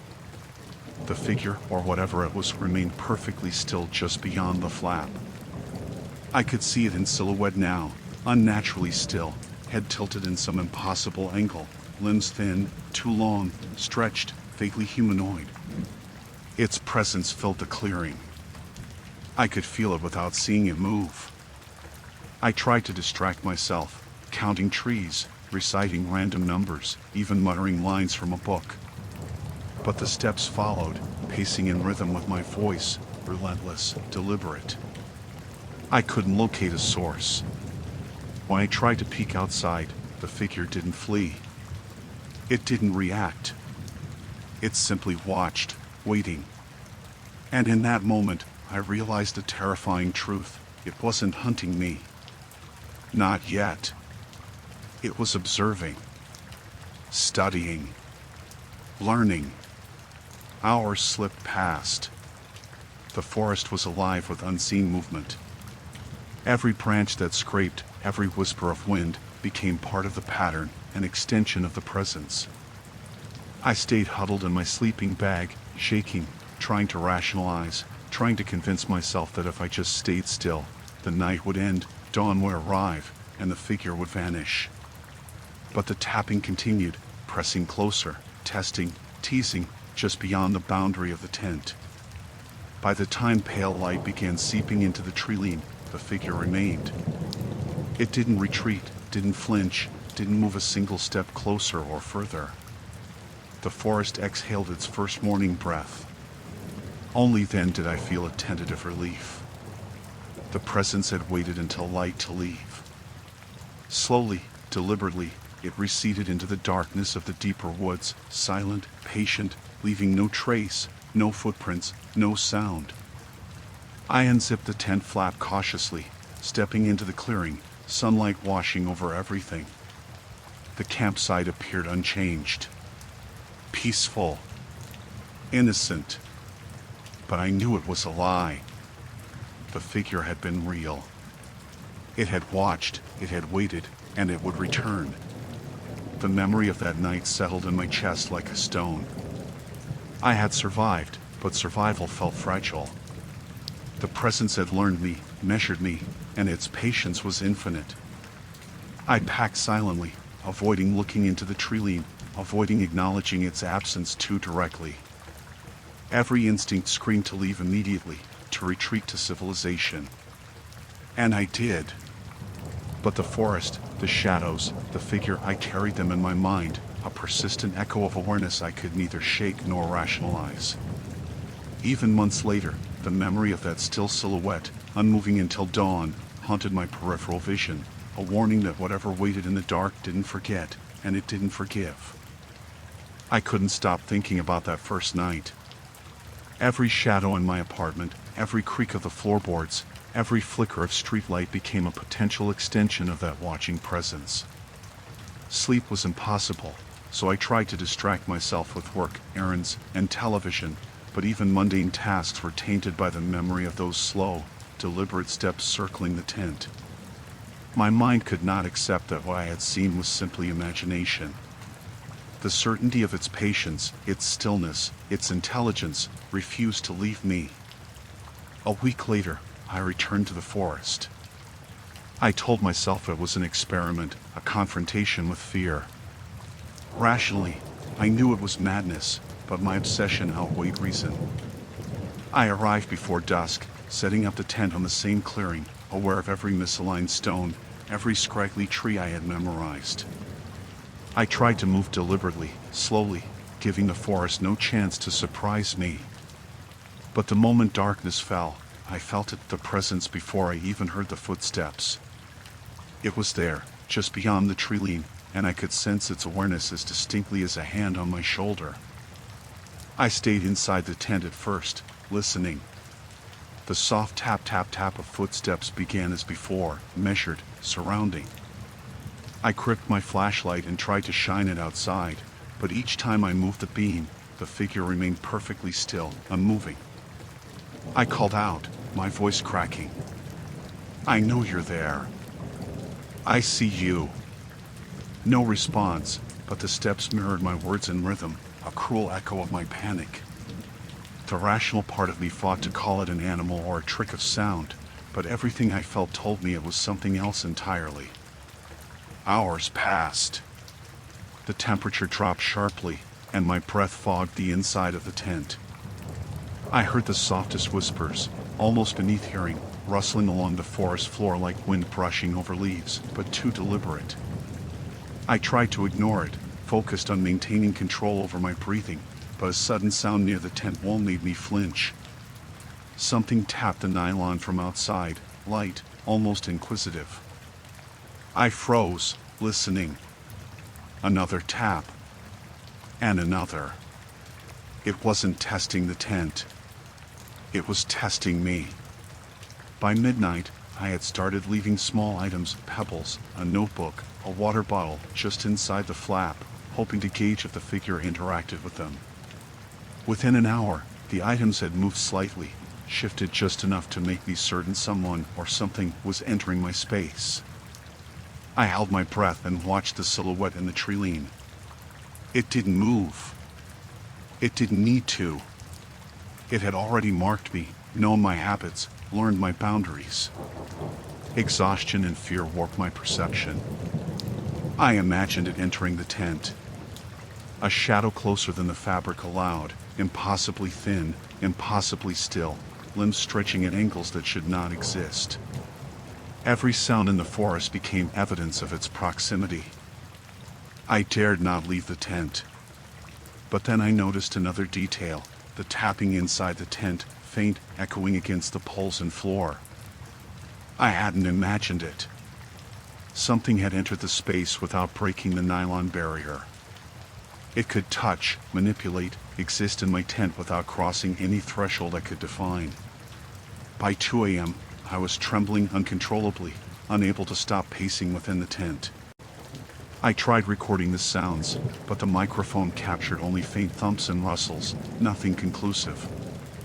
I screamed aloud, begging it to leave, but the steps continued, perfectly measured, moving closer to me with every plea. My rational mind argued for hallucination, for sleep deprivation, for stress, but my instinct screamed at me that the presence was real, intelligent, and patient. Suddenly, I felt a pressure against the flap of the tent, a weightless, cold touch, deliberate. My heart froze. I pressed myself against the opposite side, clutching my flashlight like a weapon. The tapping outside became synchronized with my heartbeat. I couldn't escape it. My own pulse was a metronome for its steps. I realized then that it wasn't bound by conventional rules. It could observe without exposure, learn without moving, strike without warning. Hours dragged into the first hints of dawn. Exhaustion nearly claimed me. I kept my eyes open, staring at the tree line, praying for the light to chase it away. And when dawn arrived, the figure finally moved, retreating into the forest with a grace that felt impossible for something so inhuman. It did not run. It did not flee. It simply faded into the trees, leaving only the echo of its awareness behind. I emerged from the tent cautiously. Every sense screamed that the forest was now different, more oppressive, more alert. The pebbles I had left near the flap were slightly shifted. The notebook had turned a few pages, my water bottle tipped forward. Nothing violent, nothing overt, only proof that the presence had been inside, testing me, observing. I packed silently, my hands shaking. Rationality could not reconcile what had happened, and the forest seemed to laugh at my attempts to explain it. Driving home, the memory of the figure stayed with me. Every shadow on the road, every tree lining the highway, every darkened patch of forest triggered my pulse to quicken. I told myself it was just a memory, just imagination, but deep down I knew it had followed me. The figure's patience, intelligence, and awareness had marked me. I would never be free of it. I returned to the forest a third time, though I knew it was madness. Rational thought was gone, replaced entirely by a need to confront the presence that had haunted me. I arrived late in the afternoon, aware of every step on the gravel path, every shifting branch. The clearing looked familiar, deceptively safe. I set up the tent with trembling hands, taking longer than usual to secure the stakes, my mind racing with every sound that broke the silence. Night fell quickly. The forest swallowed the light, and I knew immediately that I was now alone. The soft tap tap tap began almost at once, circling the perimeter of my small campsite. I gripped my flashlight, hand shaking, heart thudding violently. The figure was there, just beyond the edge of the tree line, perfectly still, head tilted unnaturally, limbs impossibly long. It didn't move closer. It didn't need to. Its awareness alone was a weapon. Hours passed. I tried to distract myself with small tasks inside the tent, organizing supplies, making notes, but every noise outside, the scratch of a branch, the snap of a twig, made me jump. Then came the subtle signs of invasion. My water bottle shifted slightly. A notebook I had placed on the ground was turned at an angle. Something had entered the tent without crossing any physical threshold I could detect. I realized the presence could manipulate the environment without exposing itself. By midnight, Panic had fully taken hold. I could no longer sit still. The steps became synchronized with my heartbeat, soft taps against the earth outside mirroring every anxious movement I made. I tried shouting, calling it out, but my voice only seemed to encourage it. The figure's awareness pressed against the thin nylon of the tent like cold water, unrelenting, impossible to ignore. My body trembled uncontrollably, and I hugged my flashlight, imagining it a barrier against the intrusion. Suddenly, the pressure on the tent intensified. Not a thump, not a scrape, but a presence, weightless yet undeniable, pressing against the sides, testing me. I pressed myself to the far corner, trying to shrink, to vanish, but the steps continued, pacing in time with my own pulse. I understood then that it wasn't hunting me in the traditional sense. It didn't need to chase. It existed beyond the constraints of movement, beyond the boundaries of the tent. It was patient, infinite, intelligent. I attempted to leave the tent once, heart racing, but as I moved toward the zipper, the steps shifted with me, heavier, measured, blocking my path in a way that didn't make sense. The forest itself seemed to stretch, elongating the distance to the clearing's edge, twisting the path I thought I knew. The figure didn't move, yet I could feel it closing in, learning the rhythm of my escape, anticipating my next move. I sank to the ground, hugging my knees, breathing hard. Every muscle ached. The tapping became more insistent, pressing on my nerves, my awareness. I whispered desperate pleas aloud, reasoning with something that could not reason, begging it to leave, to stop. But the steps continued, circling, testing, marking me in ways I could not comprehend. I understood fully that my survival did not depend on running or hiding. It depended on endurance, on patience, on waiting until dawn. Hours dragged. The air inside the tent became cold and damp, my breath fogging the small space. Every shadow, every fold in the nylon, seemed to warp unnaturally, bending toward me. I dared not close my eyes. Each moment that passed, the figure's awareness sank deeper into my mind. It was inside me now, present in every heartbeat, every tremor, every thought. The boundary between outside and inside ceased to exist. Dawn arrived, pale and hesitant, brushing the forest in soft light. The figure receded, retreating deliberately, silently, into the trees. It did not run. It simply faded, patient, leaving only the echo of its presence behind. My tent, the clearing, the forest itself seemed innocent again, serene, yet I knew the truth. The figure had not left. It had only withdrawn. It had learned, memorized, and marked me. I emerged from the tent cautiously, scanning the tree-line. Every pebble, every branch, every small object I had left on the ground had been subtly shifted. The notebook was open to a page I had not turned. My water bottle tipped slightly. These weren't threats.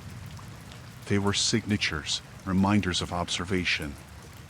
The presence existed in the space, in the patterns of reality itself. I packed silently, hands shaking, keeping my gaze fixed on the tree-line. Every instinct screamed to leave. Driving away, the forest behind me looked ordinary in daylight, innocent. Yet in my chest, the memory of the tapping, the patient circling, the impossible silhouette, throbbed. Rationality told me I had survived. My body was free. My mind knew I was outside the forest. But the presence had followed me in ways I could not define. It had infiltrated memory, thought, and fear itself.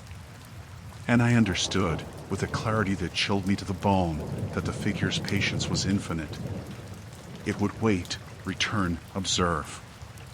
It would never forget. I couldn't stop thinking about the figure, even as I returned home and daylight returned me to the world of ordinary sounds and ordinary people. The memory of the still silhouette, of the tap-tap-tap circling the tent, had lodged itself inside me. It was no longer just a night in the forest, it had become part of me, a pulse I couldn't separate from my own. Sleep was impossible. Every corner of my apartment, every dark patch of hallway, every shadow along the walls seemed to tremble with awareness. Weeks passed. I avoided the forest entirely, but the presence persisted in subtle ways. Footsteps in empty rooms, soft shifts of objects I'd left untouched, shadows that seemed just slightly longer than they should be. Rationality told me I was imagining it, that stress and memory were warping perception. But deep down, I knew the truth. I had been marked, observed, and nothing I did could erase that fact. One night, I tried to confront it. I set up my small living room like a campsite, flashlight at the ready, objects placed deliberately, a record of every movement. I spoke aloud, challenging it, willing it to make itself known. Hours passed. Silence. Then, slowly, the tapping began. Not outside, not on the floorboards. Inside the apartment. Around me.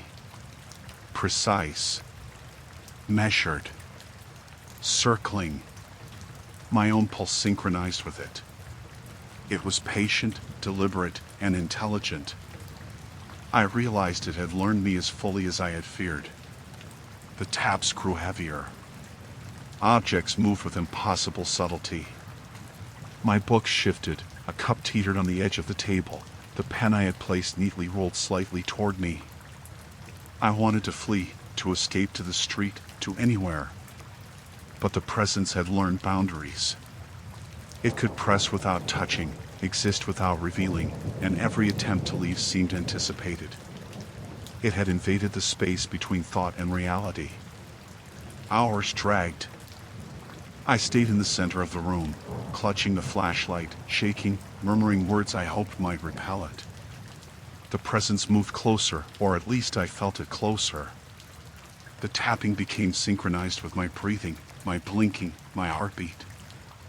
I realized a terrifying truth. It had no need for movement, for distance. It existed in awareness alone, and my fear nourished it. Every moment I acknowledged it, it became stronger. As dawn approached, the apartment dim and oppressive, I felt it withdraw slightly. But it did not leave. The tapping faded only to the edges of perception, faint, patient, a reminder that it waited. I understood fully that it was no longer confined to the forest. It followed, persisted, waited. The awareness, the intelligence, the presence, it had become part of the spaces I occupied, part of my perception of reality itself. I left the apartment that morning, not to go to work, not to errands, but to leave behind as much of my life as I could. I packed a single bag and drove without destination. Highways blurred, forests passed by, towns appeared and disappeared, but the awareness was constant. Even as rational thought told me the city, the buildings, the light would protect me, I could feel it threading through perception, through memory, through fear. I stopped at a remote motel, hoping isolation and daylight would provide sanctuary. I secured the room, closed the blinds, and sat on the edge of the bed, flashlight beside me, every muscle taut. And then I noticed it. The tapping. Not on the floor, not on the walls, but inside my mind. Perfectly synchronized with my heartbeat, circling, patient. I realized finally that I could not escape it. It had invaded the internal spaces of awareness itself. Awareness was its domain. Fear was its playground. The figure's silhouette did not manifest physically in the room, but I knew it was there. Always observing, always circling, always waiting. The sun rose higher, streaming through the blinds, ordinary and blindingly familiar, and yet it changed nothing. I had survived the forest nights, but survival no longer mattered. The presence had followed, transcending physical boundaries, existing in every shadow, every breath, every heartbeat. I understood the finality of it.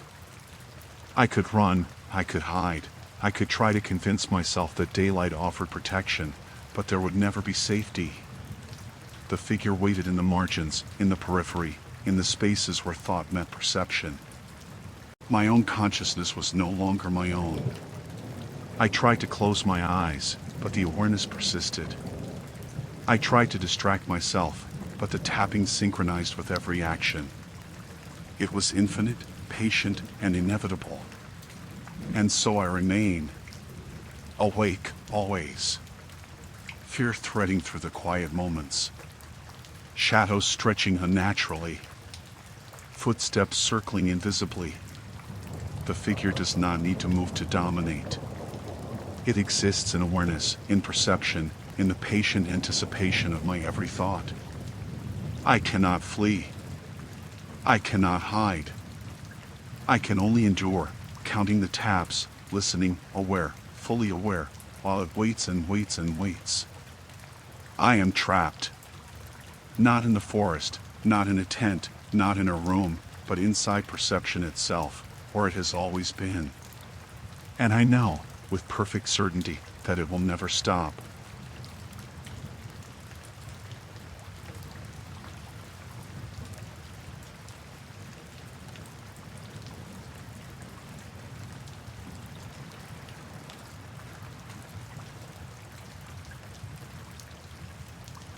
Story 4, Mirrors on the Road. The drive home should have been ordinary. I had left work later than usual, the office dim and empty, the fluorescent lights flickering above the deserted cubicles. I wasn't in a hurry, and the streets were quiet, almost empty. The sky had turned the deep inky blue of late autumn nights, and the streetlights reflected in puddles left by an earlier rain. My car hummed smoothly as I followed the familiar route, past the old cinema, the corner convenience store, and the line of townhouses that blurred past the rain-specked windshield. I noticed it the first time when I took a right turn onto Maple Street. The headlights appeared in my rearview mirror almost instantly, too close to be coincidence. A sedan, dark-colored, unremarkable except for its silent persistence. I accelerated slightly, taking the next turn, expecting it to pass or take another route. But it followed. My pulse quickened. I checked the license plate quickly, convincing myself that someone else must be heading in the same direction by chance. But then I made a left, and then a sharp right, and the car mirrored every movement. No hesitation, no delay. I tried to rationalize. Maybe someone had the same route home. Maybe they were lost. Maybe it was a cab, someone new in town trying to follow the GPS. But the way it followed, always at the same distance, never too close, never too far, gave me a creeping unease I couldn't explain. Every time I glanced into the rearview mirror, the headlights were there, reflecting on the wet asphalt like I was watching me. I took a detour, turning onto a street I seldom used, narrow and lined with leafless trees. The dark sedan followed, precisely, without hesitation, turning where I turned, pausing when I paused. My hands gripped the wheel tighter. The sound of rain on the roof of my car grew louder, almost deafening, masking the dull hum of the engine. I kept checking my mirrors, the car's headlights unwavering, a constant shadow tethered to my rear bumper. I told myself to calm down. Rational explanations existed, but the chill crawling up my spine refused to leave. I passed a small gas station, its pumps lit like tiny islands in the dark. I considered stopping to see if the car would continue past. But as I slowed near the pumps, the headlights slowed in perfect synchronization. It didn't leave. It didn't hesitate. It simply mirrored every minor adjustment of speed I made, every tap of the brake, every turn of the steering wheel. My chest tightened. I tried breathing slowly, counting in my head, telling myself to relax, to remember that cars followed all the time, people were predictable. But this wasn't predictable. It was methodical. Calculated. The roads began to stretch longer, more isolated. The town ended, streetlights disappeared, and the houses became sparse. The rain had stopped, leaving the road slick and reflective. The sedan continued to follow, headlights glinting off the puddles, a dark mirror of my own movements. I flicked the high beams, half expecting it to respond or pass. It did nothing. It simply stayed at the same distance, unwavering, almost patient. I felt a pit of dread forming in my stomach. I considered turning onto the highway, hoping that the faster speeds might allow me to shake it. The merge felt endless. The sedan stayed on my tail, perfectly aligned with my lane, maintaining distance with impossible precision. My mind raced. Who could know my route? Who could follow me so precisely? I tried changing lanes repeatedly, weaving slightly, pretending to exit anything to see if the car would falter. But it didn't. It never faltered. A shiver ran down my spine as I realized the absurdity. I had never experienced this before. I had driven these roads countless nights, alone, without incident. Yet tonight, every turn, every lane change, every acceleration had been mirrored. My headlights, my reflections on wet asphalt, my movement, it was like the car was reading my mind. I could almost feel the weight of its awareness, the presence of someone or something sitting silently behind me, patient and unyielding. I glanced at my watch. Midnight. The road stretched ahead, empty except for the intermittent flicker of distant highway lights. The town, the comfort of familiarity, was gone.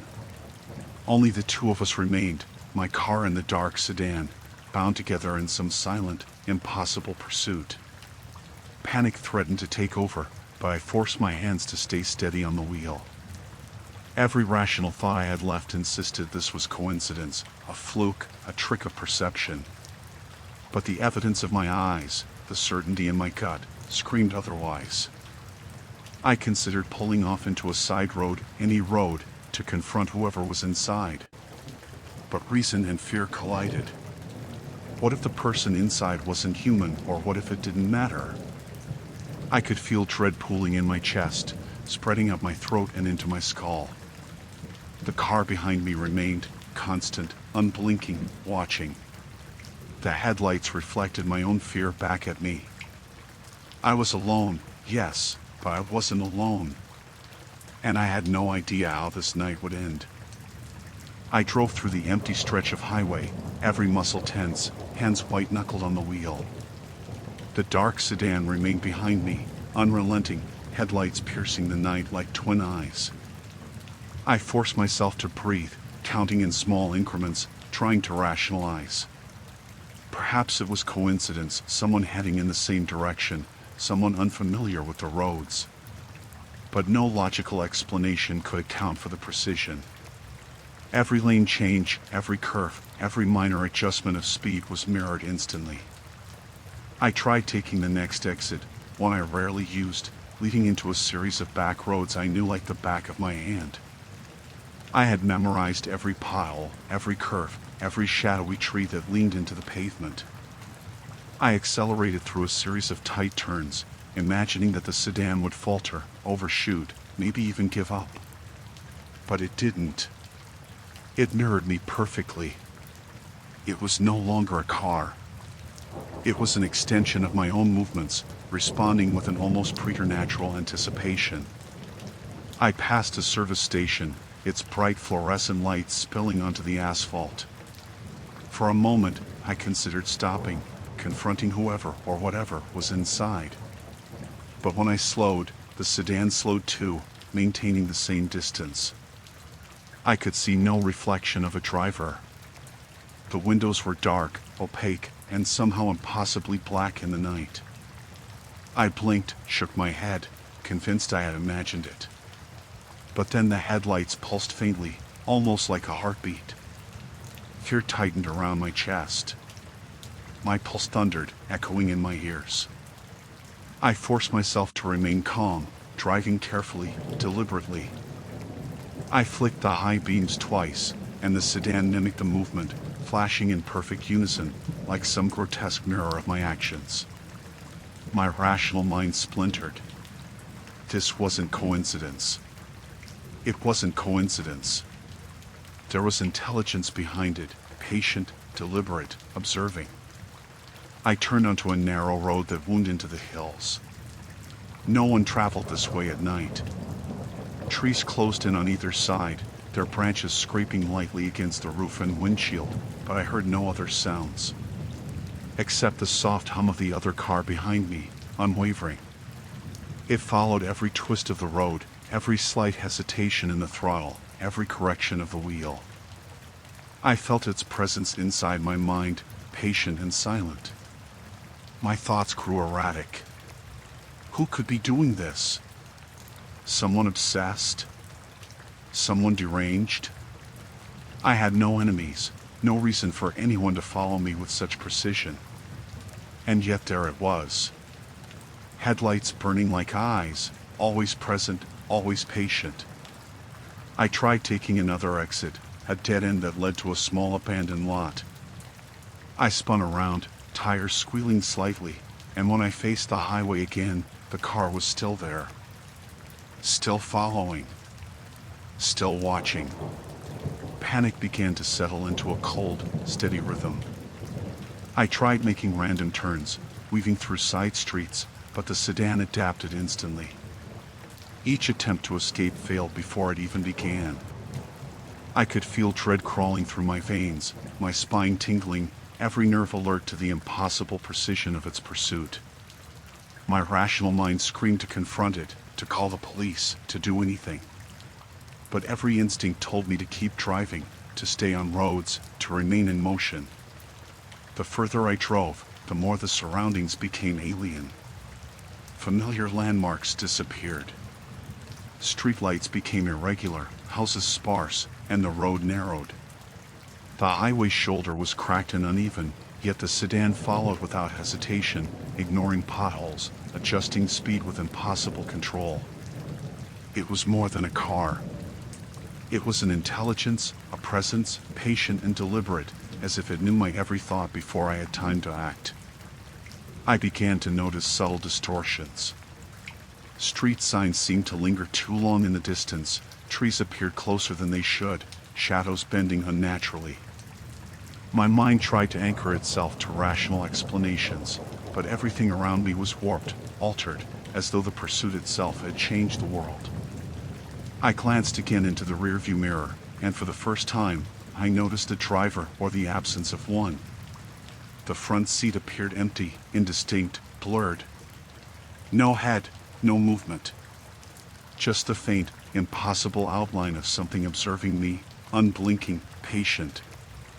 I accelerated, weaving through the back roads, hoping to shake it, praying that some obstacle or turn would make it falter.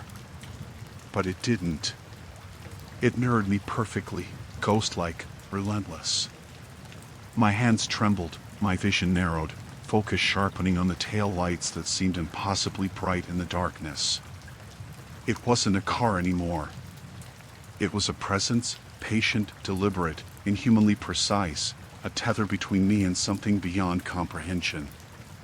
By the time I reached a small bridge spanning a creek, I realized with a hollow certainty that it would follow me forever.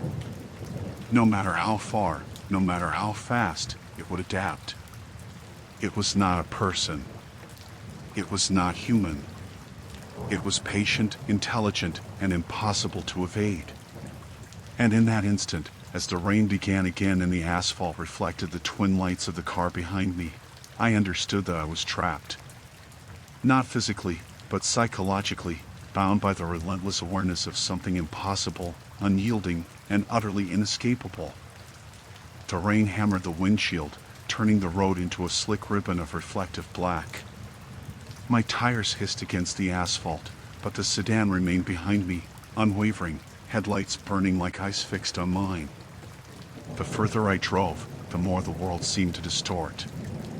Street signs leaned slightly, trees stretched impossibly tall, and the road curved in ways I didn't remember. My pulse hammered in my ears, each beat echoing the certainty that the car would never falter. I tried logic. Maybe it was a prank, some skilled driver, a mechanic who had timed my turns in advance. But no human could anticipate every lane change, every brake tap, every small hesitation I made. And as I drove through the back roads, deserted and uneven, the sedan matched me flawlessly. The tires left no marks on the wet asphalt that indicated skidding or struggle, yet the car adapted perfectly to every obstacle. Its precision was beyond comprehension. I tried calling the police, dialing 911 on my cell phone, but the call wouldn't connect. The network was inexplicably dead, blank screens, no signal.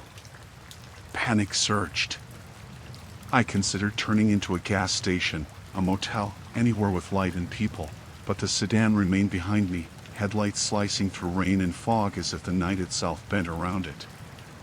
Every rational explanation dissolved. I was trapped on the road, alone but observed. I drove faster, weaving through small lanes, hairpin turns, hoping the speed or randomness might break the pattern. But the sedan mirrored me instantly, its headlights perfectly aligned with my rearview mirror, shadowing me as though it had anticipated my every move. My hands gripped the wheel until my knuckles ached. The road began to feel infinite, curving endlessly, the horizon stretching and warping. It wasn't just following me. It was bending reality, shaping the road to maintain its pursuit. I tried to shake it with sudden stops and accelerations. I turned sharply onto a dirt path leading into the woods, tires kicking up mud. The sedan followed, moving impossibly over the uneven ground, headlights illuminating the trees that bent unnaturally to the side, creating long, warped shadows. I swerved and screamed aloud, as if shouting could warn someone, anyone, of what I was experiencing. But no one was there. No one could see this. No one could help. I thought of confronting it directly. I slowed, moving to the side of the road, imagining stepping out, looking into the dark windshield. But the headlights remained perfectly still, the shape inside the car, if there was a shape, indistinct, blurred, impossible. My mind tried to comprehend it. Human? Not human? Something else entirely? The rational mind balked, but instinct screamed. It wasn't a person in any sense I could understand. Hours passed, or what felt like hours. Time became meaningless. I tried to escape onto the highway, thinking that speed or traffic might break the connection. But the sedan followed, as if it existed outside time and distance, beyond the constraints of human motion. Each time I glanced at it, headlights fixed on mine, I felt a pulse of awareness, patient and deliberate, threading into my thoughts. I was not just followed. I was measured, observed, anticipated. A low fog rolled across the road, thickening the night, muffling sounds, turning the world into a gray, featureless void. The sedan moved through it like it had no weight, no friction, no presence except for the light that mirrored mine. My panic escalated into a frozen, numbing dread. I realized with gut-wrenching clarity, no route would free me, no detour, no highway, no bridge, no forest road. The car had become a constant, impossible, inescapable entity. Finally, I tried an absurd tactic. I pulled my car into a narrow bridge over a creek, tires scraping the edges of the concrete. I stopped completely, heart hammering, headlights illuminating nothing beyond the mist. The sedan stopped too, perfectly aligned behind me, silent. I held my breath, praying. And then I saw it, the blurred, dark outline of the driver, or what might have been a driver, staring at me through the opaque windshield. There was no face, no expression, just awareness, infinite, patient, consuming. I felt the first real terror in my life. This was not a driver. This was a presence. A consciousness that did not belong in the physical world, or at least not in a way I could comprehend. And as I sat frozen, headlights reflecting on the wet asphalt, I understood it fully. It did not need to chase me. It had already trapped me. Every route, every turn, every escape I imagined was already anticipated. I was bound by its awareness. The rain slowed, leaving the bridge slick, reflective, almost like glass. The sedan remained, unmoving yet fully present. I was trapped, with no option but to continue, to endure, to drive as long as the road and my body could carry me. And I realized, with a clarity that made my stomach turn, that this night was far from over. It would follow me forever, patient, intelligent, impossible, and utterly inescapable. The hours blurred into a stream of rain-soaked asphalt and unending curves. My hands ached, my eyes stung, but I couldn't stop. Every turn I made, every acceleration, every swerve, the sedan mirrored me perfectly. It was no longer just a car. It was something beyond comprehension, patient, unyielding, an intelligence that had no place in reality as I understood it. The roads became distorted under the streetlights, curves sharper, shadows longer, trees bending unnaturally as if the landscape itself bent around the pursuit. I tried to think rationally. There had to be an explanation. Perhaps someone obsessed, skilled beyond belief, plotting this as some cruel experiment. But nothing accounted for the precision, the consistency, the way the car adapted instantly to every minor adjustment, every hesitation, every sudden thought I had. It wasn't just following. It was anticipating, reading me, predicting my next move with inhuman patience. I passed an abandoned gas station, pumps rusted and silent. The sedan stayed behind me, perfectly aligned, headlights reflecting in puddles like twin eyes. I slowed, nearly to a stop, gripping the steering wheel as my pulse thundered. When I glanced into the rearview mirror, the driver, or what might have been a driver, remained impossible to discern. The windows were dark, opaque, yet I felt something intelligent, aware, inside. It observed. It calculated. It waited. Panic clawed at my chest. I tried to outrun it, taking every exit, weaving through the most isolated roads I knew. Yet no matter the path, no matter the suddenness of a turn, the sedan followed flawlessly. The tires of the car behind never slipped, never faltered, perfectly tracking mine over wet leaves, potholes, even small embankments. I began to notice subtle changes in the world around me. Trees bent unnaturally, street signs lingered too long, shadows warped and lengthened as though the very fabric of reality was bending around the pursuit. I realized a terrifying truth. This was not a human driving a car. It was something else. Something patient, something that existed in anticipation rather than in space. It had no need to move in the conventional sense. It could observe, follow, control, and consume without leaving physical evidence. My mind tried to protest, to rationalize, but every instinct screamed at me that I was encountering something impossible, something inhumanly aware, something that would not relent. As midnight approached, the rain eased into a fine mist, and the air grew colder. My windshield fogged slightly, breath condensing inside the car. I dared not stop, dared not slow, but I also couldn't shake the feeling that the car was closer, somehow penetrating the boundaries of my awareness. I blinked, and for a brief, horrifying moment, I thought the sedan was inside my own vision, headlights reflecting not on the asphalt, but on the very air itself. I took a sharp left onto a forested road I rarely used, thinking the tight curves and narrow lanes might allow me to lose it.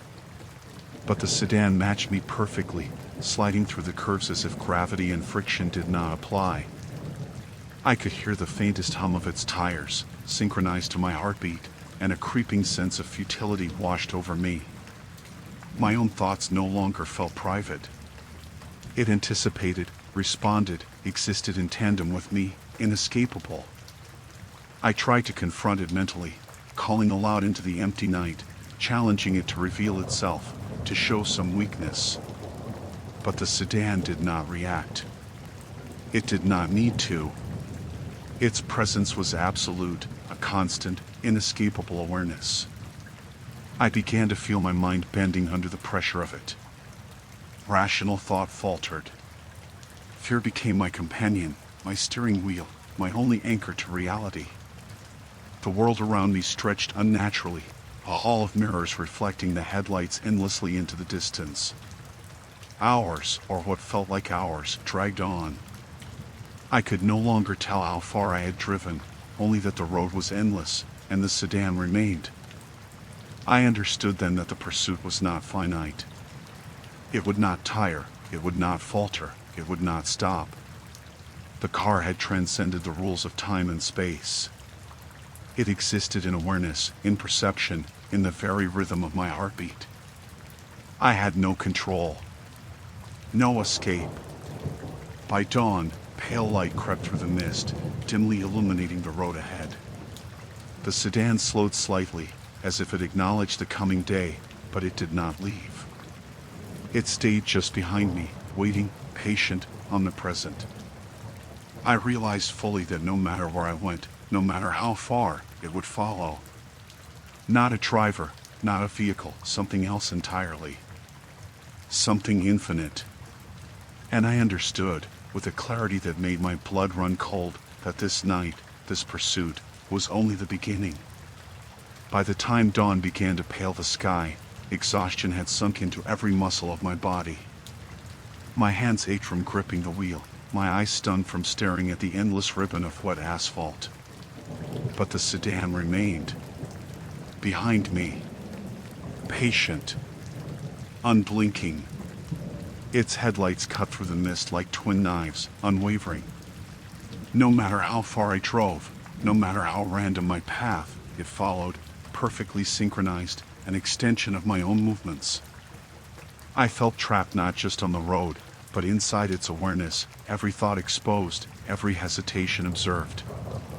I considered stopping, leaving the car, running into the surrounding trees, abandoning my vehicle entirely. But instinct screamed at me that no distance, no obstacle, could separate me from this thing. It existed outside the rules of motion, outside the constraints of human persistence. I imagined stepping onto the shoulder, flashlight in hand, and I knew instantly that it would see me, anticipate me, always remain just out of reach, patient and infinite. Fear pulled in my stomach, cold and heavy, filling every corner of my consciousness. Hours or maybe minutes, time had lost meaning, passed in a blur of wet asphalt and misted headlights. I tried reasoning, tried talking aloud, pleading, demanding that it stop. Nothing. The sedan's presence was absolute. Not a driver, not a car, but something conscious, intelligent, aware. It didn't need to move. Its patience alone was enough.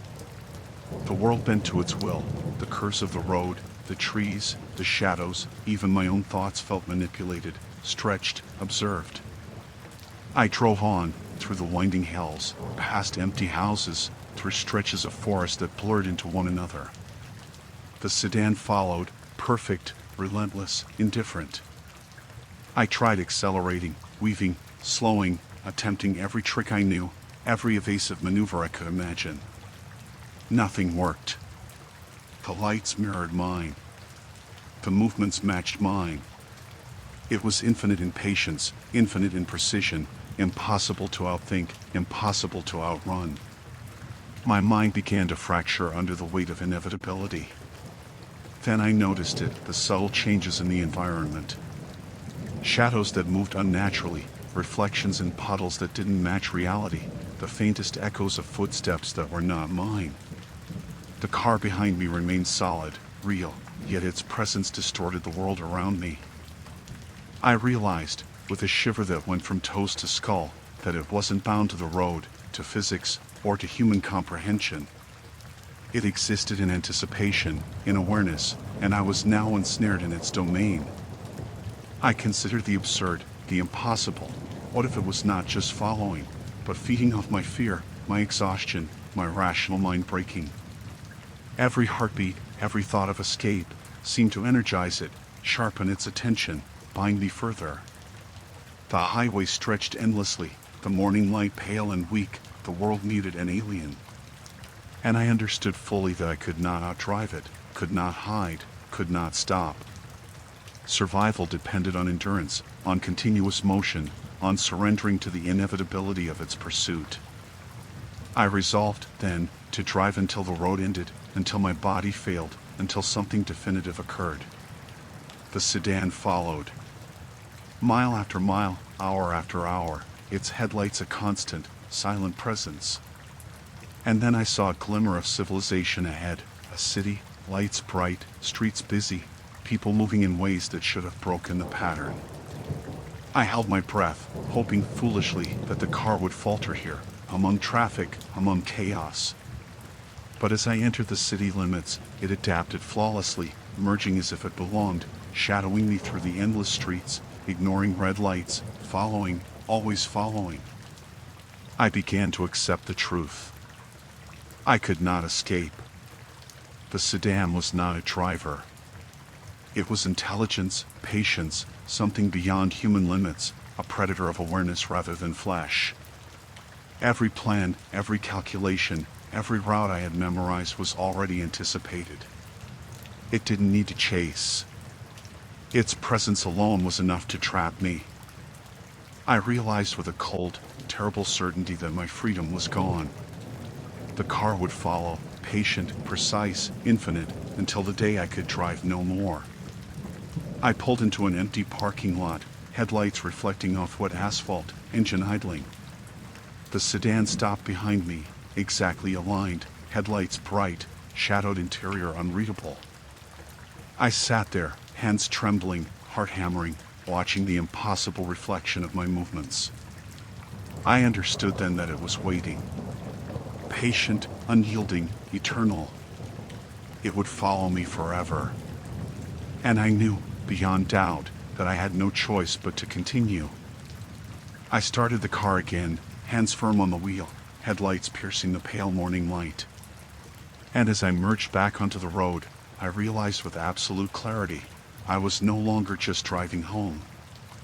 I was driving endlessly, trapped in a pursuit that could never end, forever mirrored, forever followed, by a presence beyond comprehension, infinite, patient, and inescapable. I glanced into the rearview mirror one last time. The sedan's headlights were there, perfectly aligned, as if grinning in silence. And I understood there would never be an end.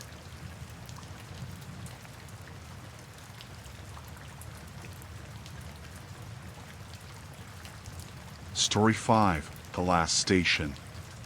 The train ride had been long, uneventful, and filled with the low hum of routine. I boarded just after 6 in the evening, leaving work behind and surrendering to the mechanical rhythm of the suburban line. The seats were half occupied, commuters hunched over their phones, earbuds in, eyes glazed with the familiar fatigue of a day endured. I had a window seat, a mug of lukewarm coffee in one hand, my bag resting at my feet.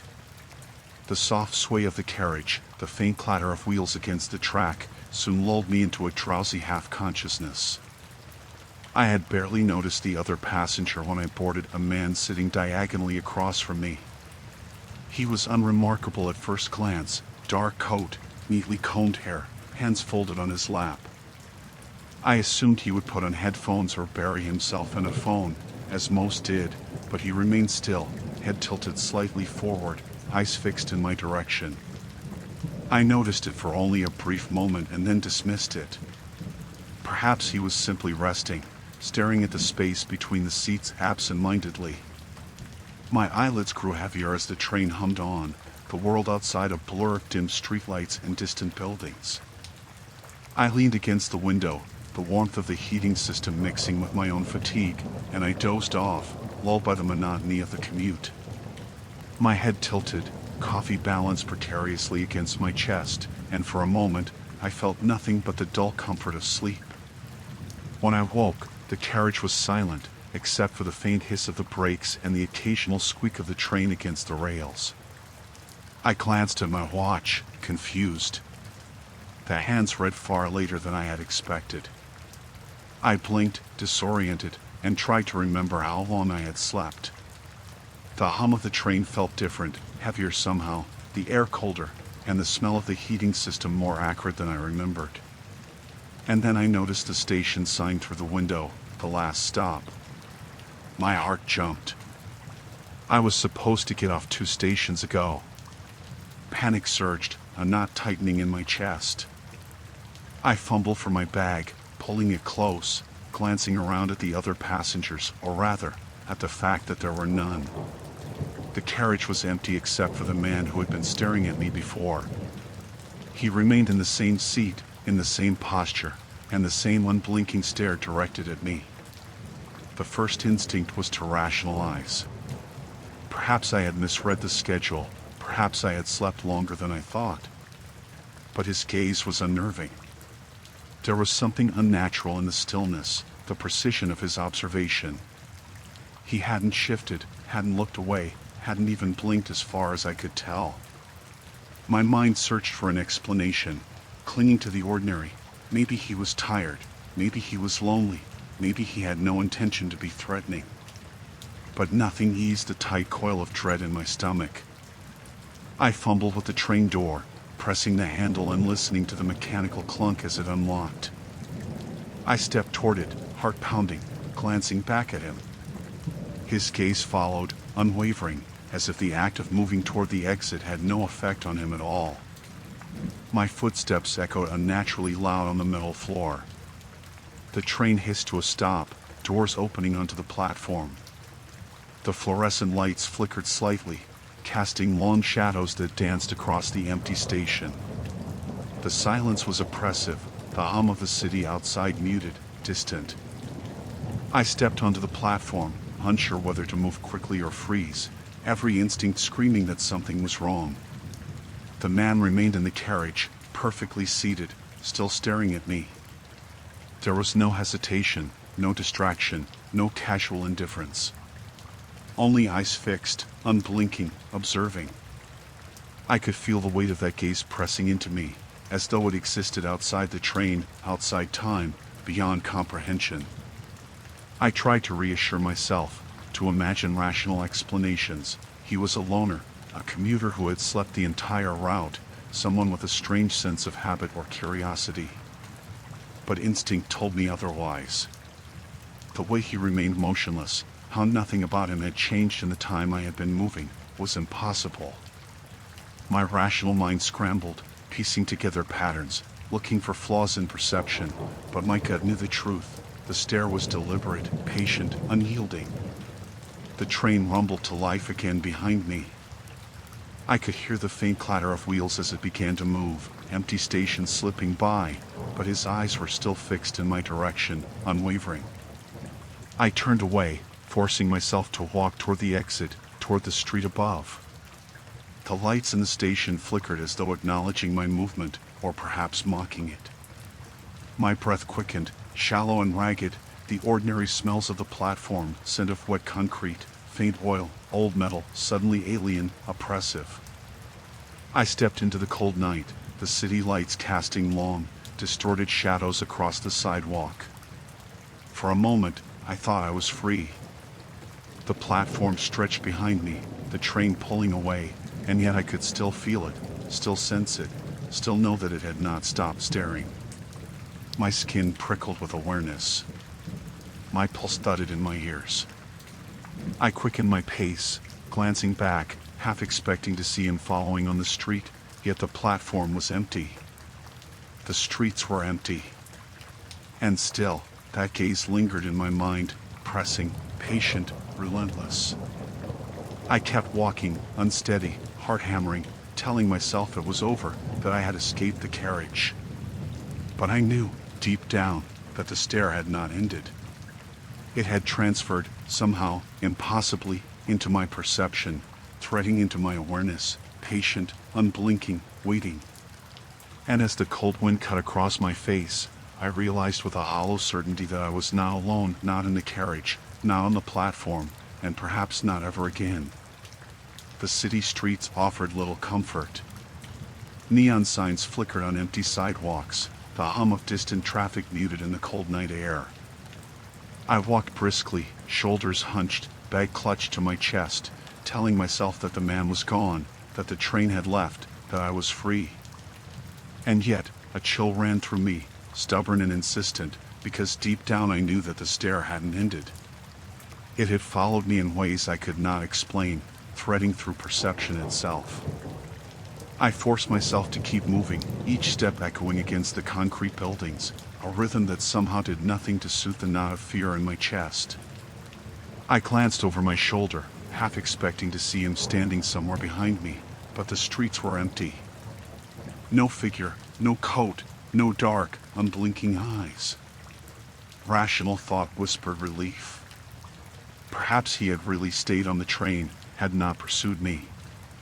And yet, every instinct in my body screamed that something persisted, patient and watching, beyond physical presence.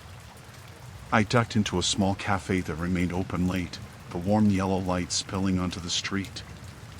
I ordered a coffee, trying to focus on the banal act of paying, counting coins, the clink of the change as I placed it on the counter. The barista glanced at me, eyebrows raised, perhaps sensing my agitation. I forced a smile, muttering a quiet thanks, and moved to a corner table, sipping the bitter warmth. It was ordinary, safe. And yet I could not shake the sensation of being observed. I tried to tell myself it was paranoia, a trick of the mind after the late-night train, the exhaustion, the adrenaline. Perhaps I had dreamed the stare, the stillness, the impossible precision of that passenger. But when I glanced out the window, across the street, I caught a fleeting shadow that mimicked the posture of a man, shoulders hunched, head tilted slightly, hands folded. I blinked, and it was gone, replaced by the ordinary night. I shook my head, heart hammering, trying to anchor myself in rationality, but the thought refused to leave. I left the cafe and walked further into the empty streets. The night had deepened, streetlights flickered intermittently, casting long, warped shadows that twisted unnaturally on the wet pavement. I quickened my pace, every step deliberate, trying to create distance, yet the sensation of observation persisted. Every reflection in a shop window, every darkened doorway, every stretch of empty sidewalk seemed alive, focused on me. It was not merely fear, it was certainty. I was being watched, even when no one could be present. I considered going to a hotel, somewhere with people, with light, with safety in numbers. But every instinct warned against it. The stare had transcended the train, had somehow attached itself to my awareness, and any ordinary attempt at refuge felt futile. My mind churned, spinning rationalizations that did not hold. Perhaps he had left, perhaps I was imagining it, perhaps exhaustion and fear were warping perception. Yet every reflection, every shadow, every peripheral flicker seemed to echo that unblinking presence. I tried to distract myself, pulling out my phone and scrolling through messages, emails, news, anything to anchor me in the ordinary. But the sensation persisted, threading through each glance, each movement, as though the act of noticing fed it. I became hyper-aware of my own movements, the tap of shoes on concrete, the swing of arms, the tilt of my head, the rhythm of my breathing. It was as if the stare was inside me now, a patient, immovable consciousness that did not need a body. Hours passed, or what felt like hours. The city began to empty further, shops closing, lights dimming, streets becoming labyrinthine and alien. The ordinary structures of night shifted subtly, street corners appearing unfamiliar, signs slightly warped. My body was exhausted, my mind stretched thin, yet I dared not stop, dared not rest. To halt was to acknowledge the presence, to let it consume me fully, and I could not allow that. By the time I reached the outskirts, streetlights scarce and dim, I realized the unbearable truth. The stare had never left. It had transcended the train, the platform, the streets.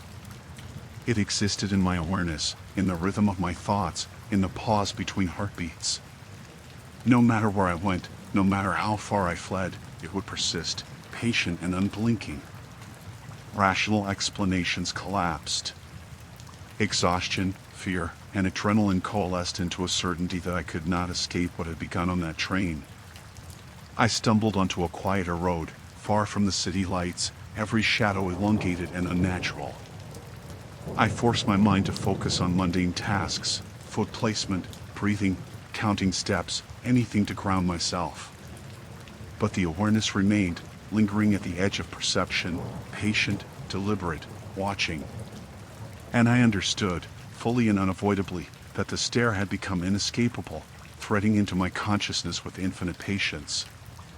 My ordinary night had ended, and something else had begun. Something patient. Something that would not relent. By now, exhaustion had begun to erode my ability to think clearly. My legs ached from walking, my eyes stunned from staring into darkness, and every muscle in my body trembled with tension. I had stopped trying to rationalize the situation. The stare was not something that could be explained, nor could it be escaped. I could feel it threading through my consciousness, omnipresent, unblinking, a shadow tethered to my thoughts.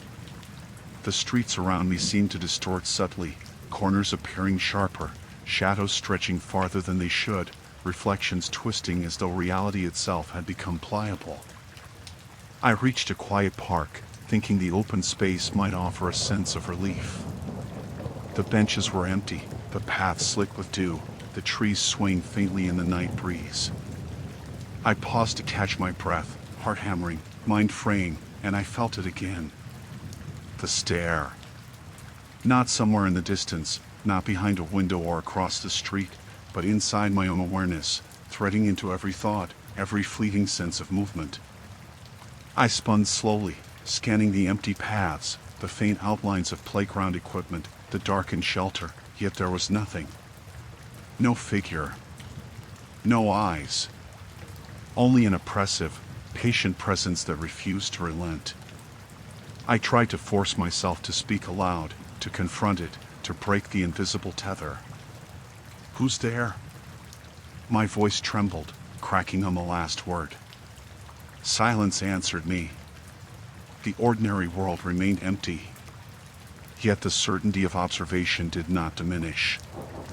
It was as though the act of speaking had only reinforced the awareness, giving it shape, allowing it to persist more insistently in my mind. I stumbled forward, forcing one foot in front of the other, attempting to leave the park, to break the rhythm, to disrupt the unnatural symmetry that had overtaken me. The streetlights ahead flickered, once, twice, then stabilized. Shadows in the park stretched toward me unnaturally, bending along the paths, along the benches, as though the environment itself had become complicit. The sensation of being watched intensified with every step, manifesting in small, uncanny details, a leaf falling too slowly, a puddle reflecting movement that wasn't mine, the faintest shift in the wind that seemed synchronized with my breathing. My rational mind recoiled, insisting I was imagining patterns, yet the dread in my chest refused to dissipate. I reached a crosswalk, paused at the curb, and for the first time felt the presence outside my direct line of sight.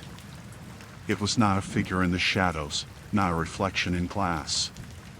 It existed beyond ordinary perception, threading into the spaces I couldn't occupy, watching the movement of my mind as closely as my body. I tried to shake the thought, to remind myself that I was exhausted, scared, overthinking.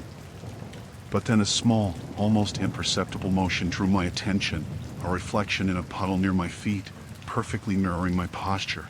Except for one detail, there was something behind me, something occupying the space where no one should have been.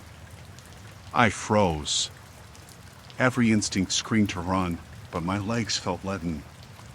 The reflection lingered, subtly shifting with a patience that made my chest constrict. I dared not turn my head fully. Rational thought fractured completely. Fear became a living entity, wrapping around me, tightening with each heartbeat. The city noises, the distant hum of traffic, the faint murmur of lights felt muted, filtered through the oppressive certainty that I was not alone, that I had never been alone since that train ride. Panic began to claw at my mind. I bolted forward, sprinting toward the streetlights, forcing one foot in front of the other, feeling the invisible tether strain against me.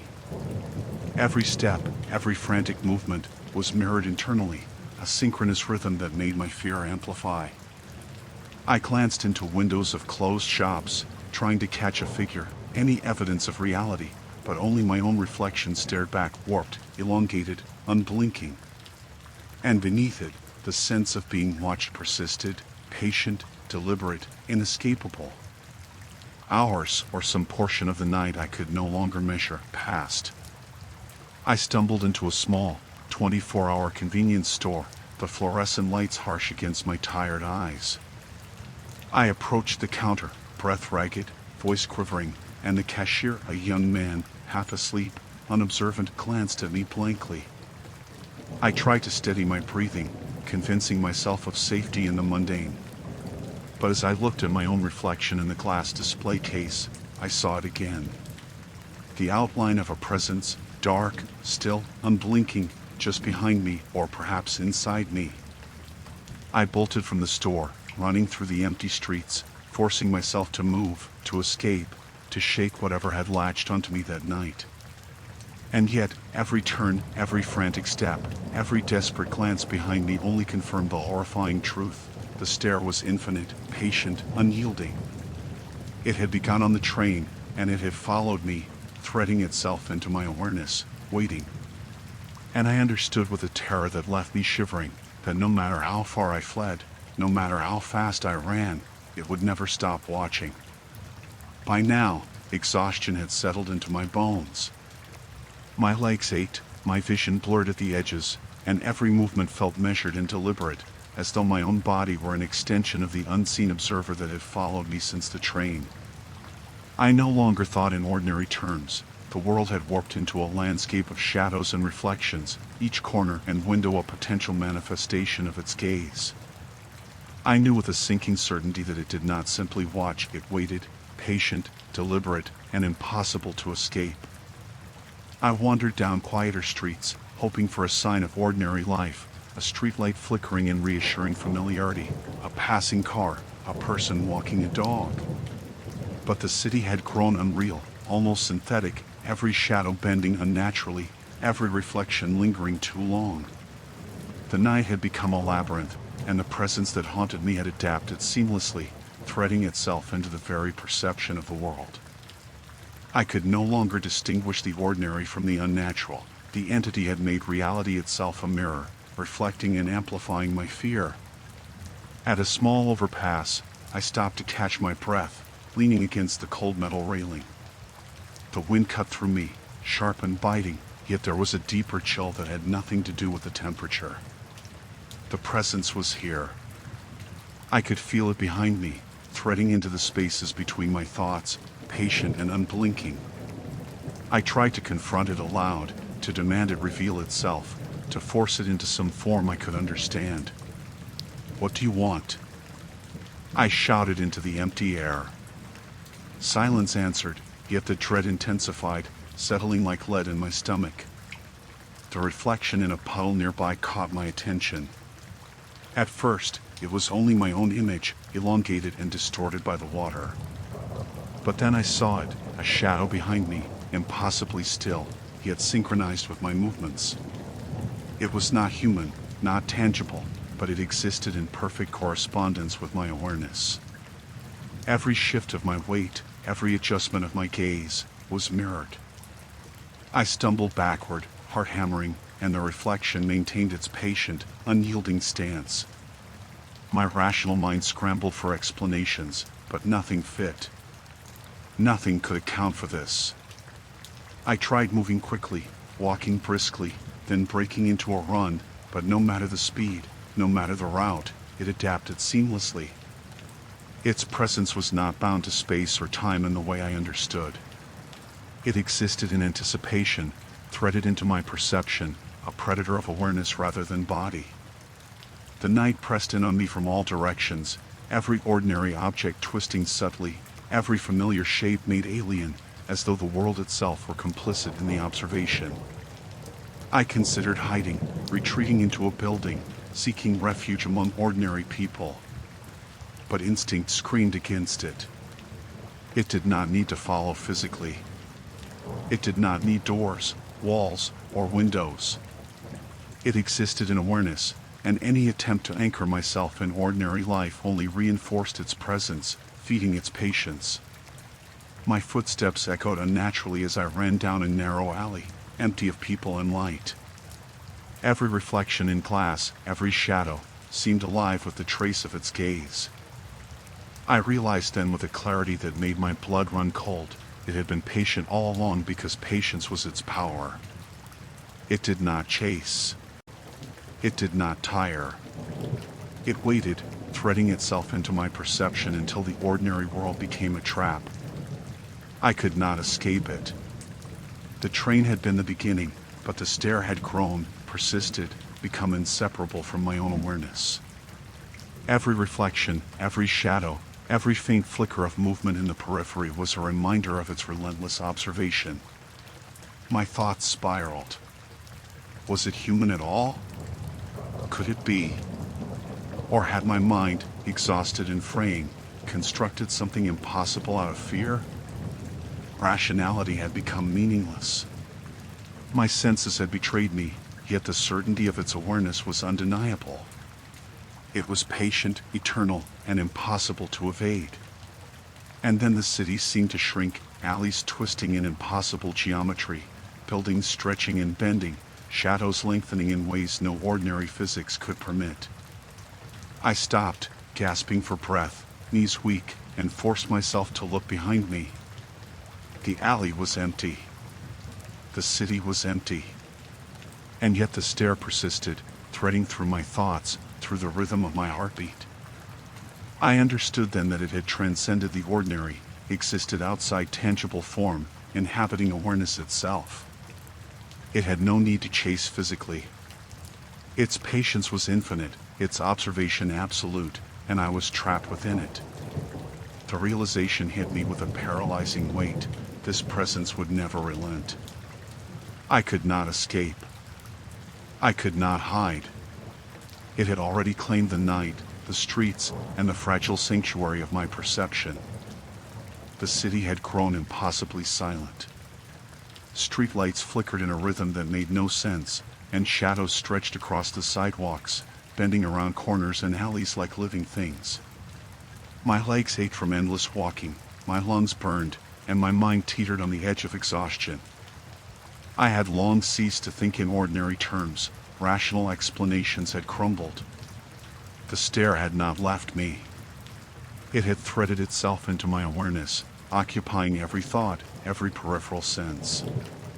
It was patient, unblinking, eternal. I stumbled through an empty plaza, trying to orient myself, trying to find some sign of life, some ordinary evidence that I had not gone entirely mad. The fountain in the center was still, water frozen unnaturally in mid-splash, reflections warped and inconsistent with the world.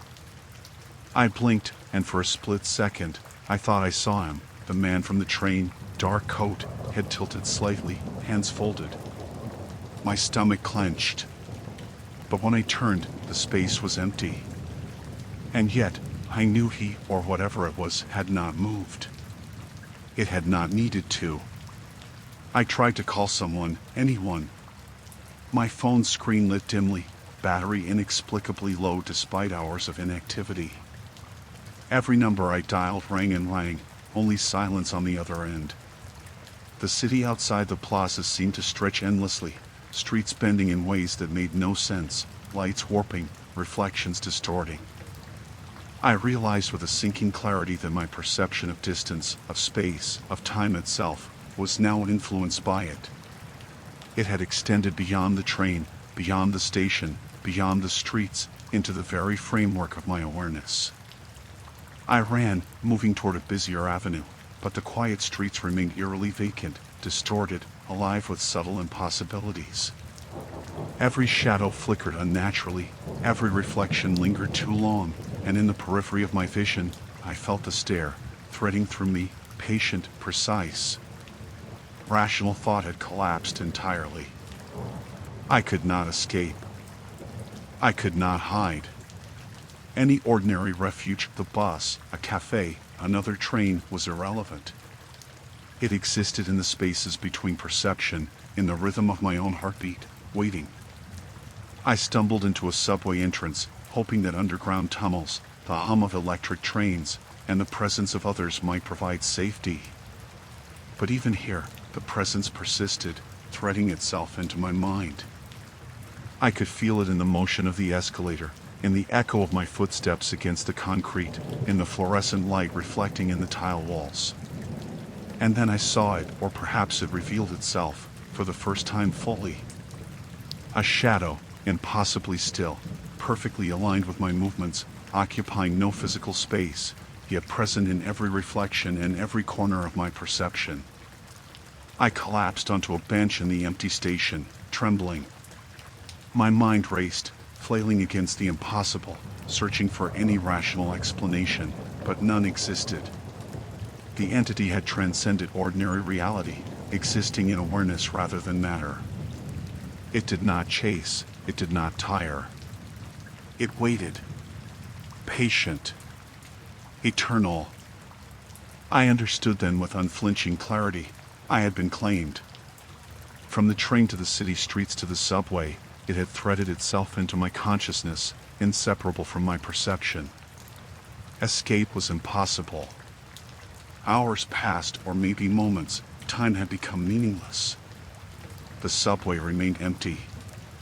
The reflection of my own figure in the glass doors seemed subtly wrong, elongated, darkened, as if the presence was shaping the world to persistently remind me of its observation. My heartbeat echoed in my ears. I could not close my eyes, for even in darkness, I felt it watching, threading through my mind, patient and infinite. I whispered my own name aloud, a desperate tether to sanity, but the sound was swallowed by the presence, absorbed, leaving me hollow.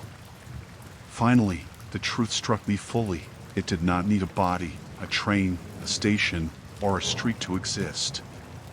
Its patience was infinite, its observation absolute. I was trapped in the continuity of its awareness, tethered by an invisible cord that I could not sever. The city, the train, the streets, they were merely stages for it to exercise its eternal vigilance. And I, exhausted, hollow, trembling, realized with finality that I would never be free. My consciousness had become part of its domain. I rose slowly from the bench, legs weak, and moved through the station, every step a surrender to inevitability. The reflections, the shadows, the faint distortions of the world around me, all were reminders that the presence had claimed the night, had claimed my awareness. I walked onto the empty platform, train schedules flickering incomprehensibly above, and I understood with absolute certainty. I would continue walking, continue moving, watched for all time. The stare would follow. It would never relent. It was patient, eternal, and I was entirely, irrevocably lost.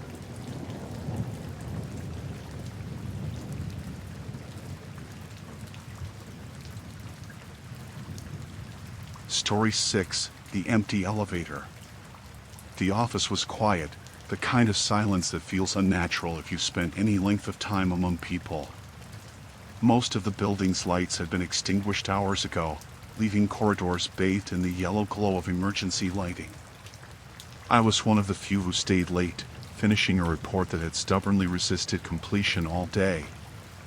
My office, tucked at the far end of the 7th floor, overlooked the city through a wall of glass that reflected both the office interior and the distant lights of skyscrapers. I liked the stillness. I liked the hum of the air conditioning and the occasional flicker of the fluorescent lights overhead.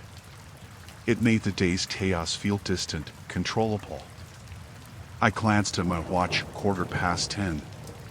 The building had emptied long ago. I was alone. Or at least, I thought I was. The quiet that had once felt soothing now carried a weight. Each click of my keyboard sounded louder, sharper. Every draft from the ventilation system whispered against the ceiling panels in an almost rhythmic fashion, like the building itself had a heartbeat. I shook my head, trying to dismiss the unease. Late nights were always like this. Exhaustion distorted perception. My mind wandered, imagining footsteps that weren't there, shadows that didn't move. Then I heard it, the soft ding of the elevator arriving. I paused mid-sentence, listening, convinced someone had returned. Perhaps a colleague forgot something, a janitor making rounds, someone from security. But as I looked toward the elevator doors, expecting the metal to slide open, I saw nothing. No one emerged. The doors closed silently, leaving the 7th floor as empty as before. My pulse quickened slightly, but I laughed quietly at myself. I had been alone all evening. Maybe I had imagined it. I returned to my work, fingers tapping the keys, eyes scanning spreadsheets, the hum of the computer and the air conditioning filling the silence. The office felt expansive, empty, almost too still. Minutes passed. Then the sound again, ding, soft and precise, followed by the smooth glide of metal doors sliding apart. I froze, heart skipping. I could see the elevator just beyond the main corridor, the doors opening fully this time, yet no one stepped out. The interior was empty, perfectly lit, pristine. The mechanism hummed softly, the air inside motionless. I blinked, convinced I must be imagining it. Rational explanations raced through my mind. Perhaps a delay in the sensors, a glitch in the system that made it register a stop repeatedly. Perhaps the building's automation had malfunctioned. I considered leaving, going to the floor below to check, but I hesitated. Something in the timing of the elevator's repeated arrivals unsettled me. The intervals weren't consistent.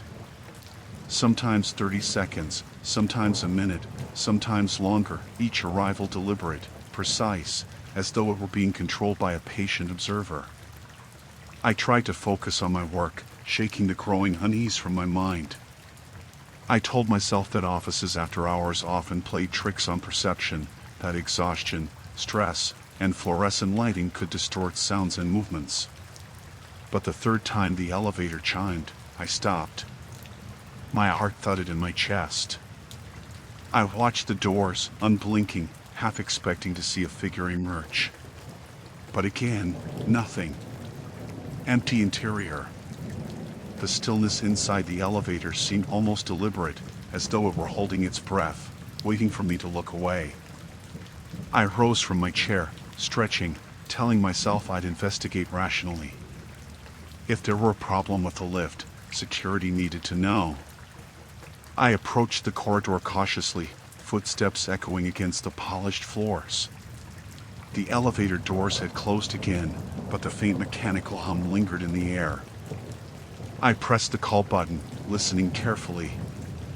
No response from the control panel beyond the normal indicators. But then, almost immediately, I heard it again, the soft ding, and the metallic sigh as the doors slid open. I froze in place, every nerve alert. My rational mind scrambled, searching for explanations. Perhaps the elevator was caught between floors, a malfunctioning mechanism cycling automatically. Perhaps someone was indeed inside, hiding. But as I peered into the car, perfectly illuminated, I could see nothing. No reflection, no shadow, no movement at all. The interior gleamed, empty and sterile. My unease had grown into a knot of dread. Something about the repetition, the inevitability of its return, suggested intention. It wasn't mechanical. Not entirely. I stepped back, debating whether to retreat to my office and call security, but curiosity rooted me to the floor. I watched the doors close, the faint click echoing in the corridor. Minutes passed. The hum of the building and the soft whisper of ventilation filled the void. And then, inevitably, the elevator returned. Ding. Doors sliding apart. Empty interior, yet somehow something felt different. The air inside seemed heavier, charged, as though anticipating my gaze. My pulse raced. I realized with a growing, cold certainty that I was no longer observing the elevator, it was observing me. I returned to my office, hands shaking slightly, trying to anchor myself in routine. The elevator had stopped its rhythmic arrivals for now, the hum of its machinery fading into the silence. I sat at my desk, gripping a pen, staring at the spreadsheet on my screen, but my focus was fractured. Every so often, a sound in the corridor, subtle and almost imperceptible, made me flinch, the click of distant footsteps that weren't mine, the faint whir of the ventilation system that seemed to pulse in time with my heartbeat, and, most unsettling of all, the occasional soft ding of the elevator, even when it shouldn't have moved. I tried to rationalize, to tell myself I was tired, overworked, and imagining patterns where none existed. Yet my body refused to cooperate with calm thought. Every instinct in me told me I wasn't alone, that the elevator wasn't merely a machine cycling through a glitch. It felt deliberate, aware, patient in a way no machine could ever truly be. The soft glow of its interior seemed to linger in my mind, as if it had imprinted itself, and every time I closed my eyes, I saw the empty car waiting for something I couldn't yet understand. Hours passed, or at least, I think hours had passed. Time had begun to blur. My computer screen's glare reflected in the glass walls, shadows twisting along the floor, elongating unnaturally. I heard the hum of the building's systems, steady, constant, but interspersed with tiny anomalies, the soft click of the elevator call button on my floor, the metallic-sized doors slid apart, the hiss of hydraulic pressure, each sound perfectly timed to make my pulse spike. I found myself rising from my desk repeatedly, walking toward the corridor to see, only to find the elevator empty, doors closed, still. At one point, I considered leaving entirely, walking down 7 flights of stairs to exit through the lobby. But the thought of abandoning the elevator, of leaving it alive, patient, waiting, filled me with a dread I could not articulate. It was as though it had become a living thing, aware of me, anticipating me, subtly observing my movements. Every decision to approach or retreat felt like it was being monitored, weighed, judged.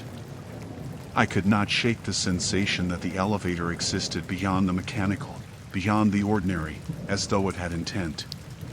The soft ding came again, punctuating the silence like a heartbeat.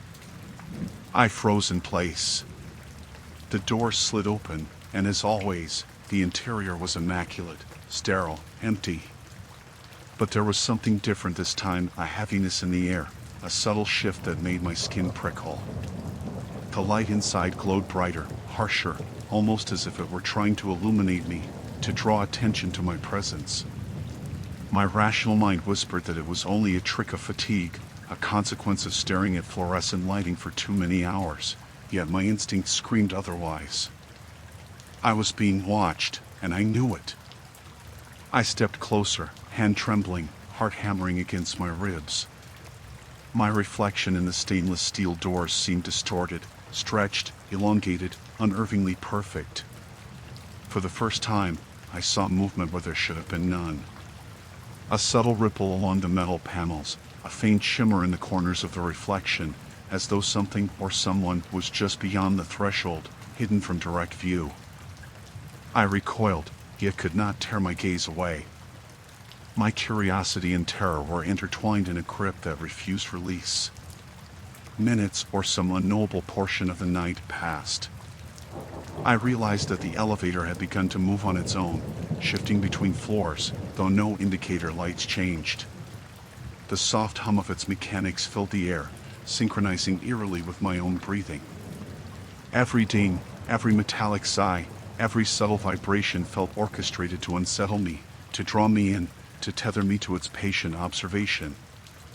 I wanted to leave, to escape, yet my legs felt anchored, as though the floor itself had become an extension of its presence. By the time I considered calling security, I noticed something new. A shadow, subtle and peripheral, seemed to linger at the edge of my vision near the elevator doors. I blinked, and it disappeared.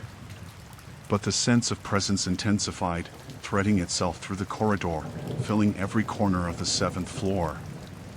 My mind flailed, searching for explanations, but none sufficed.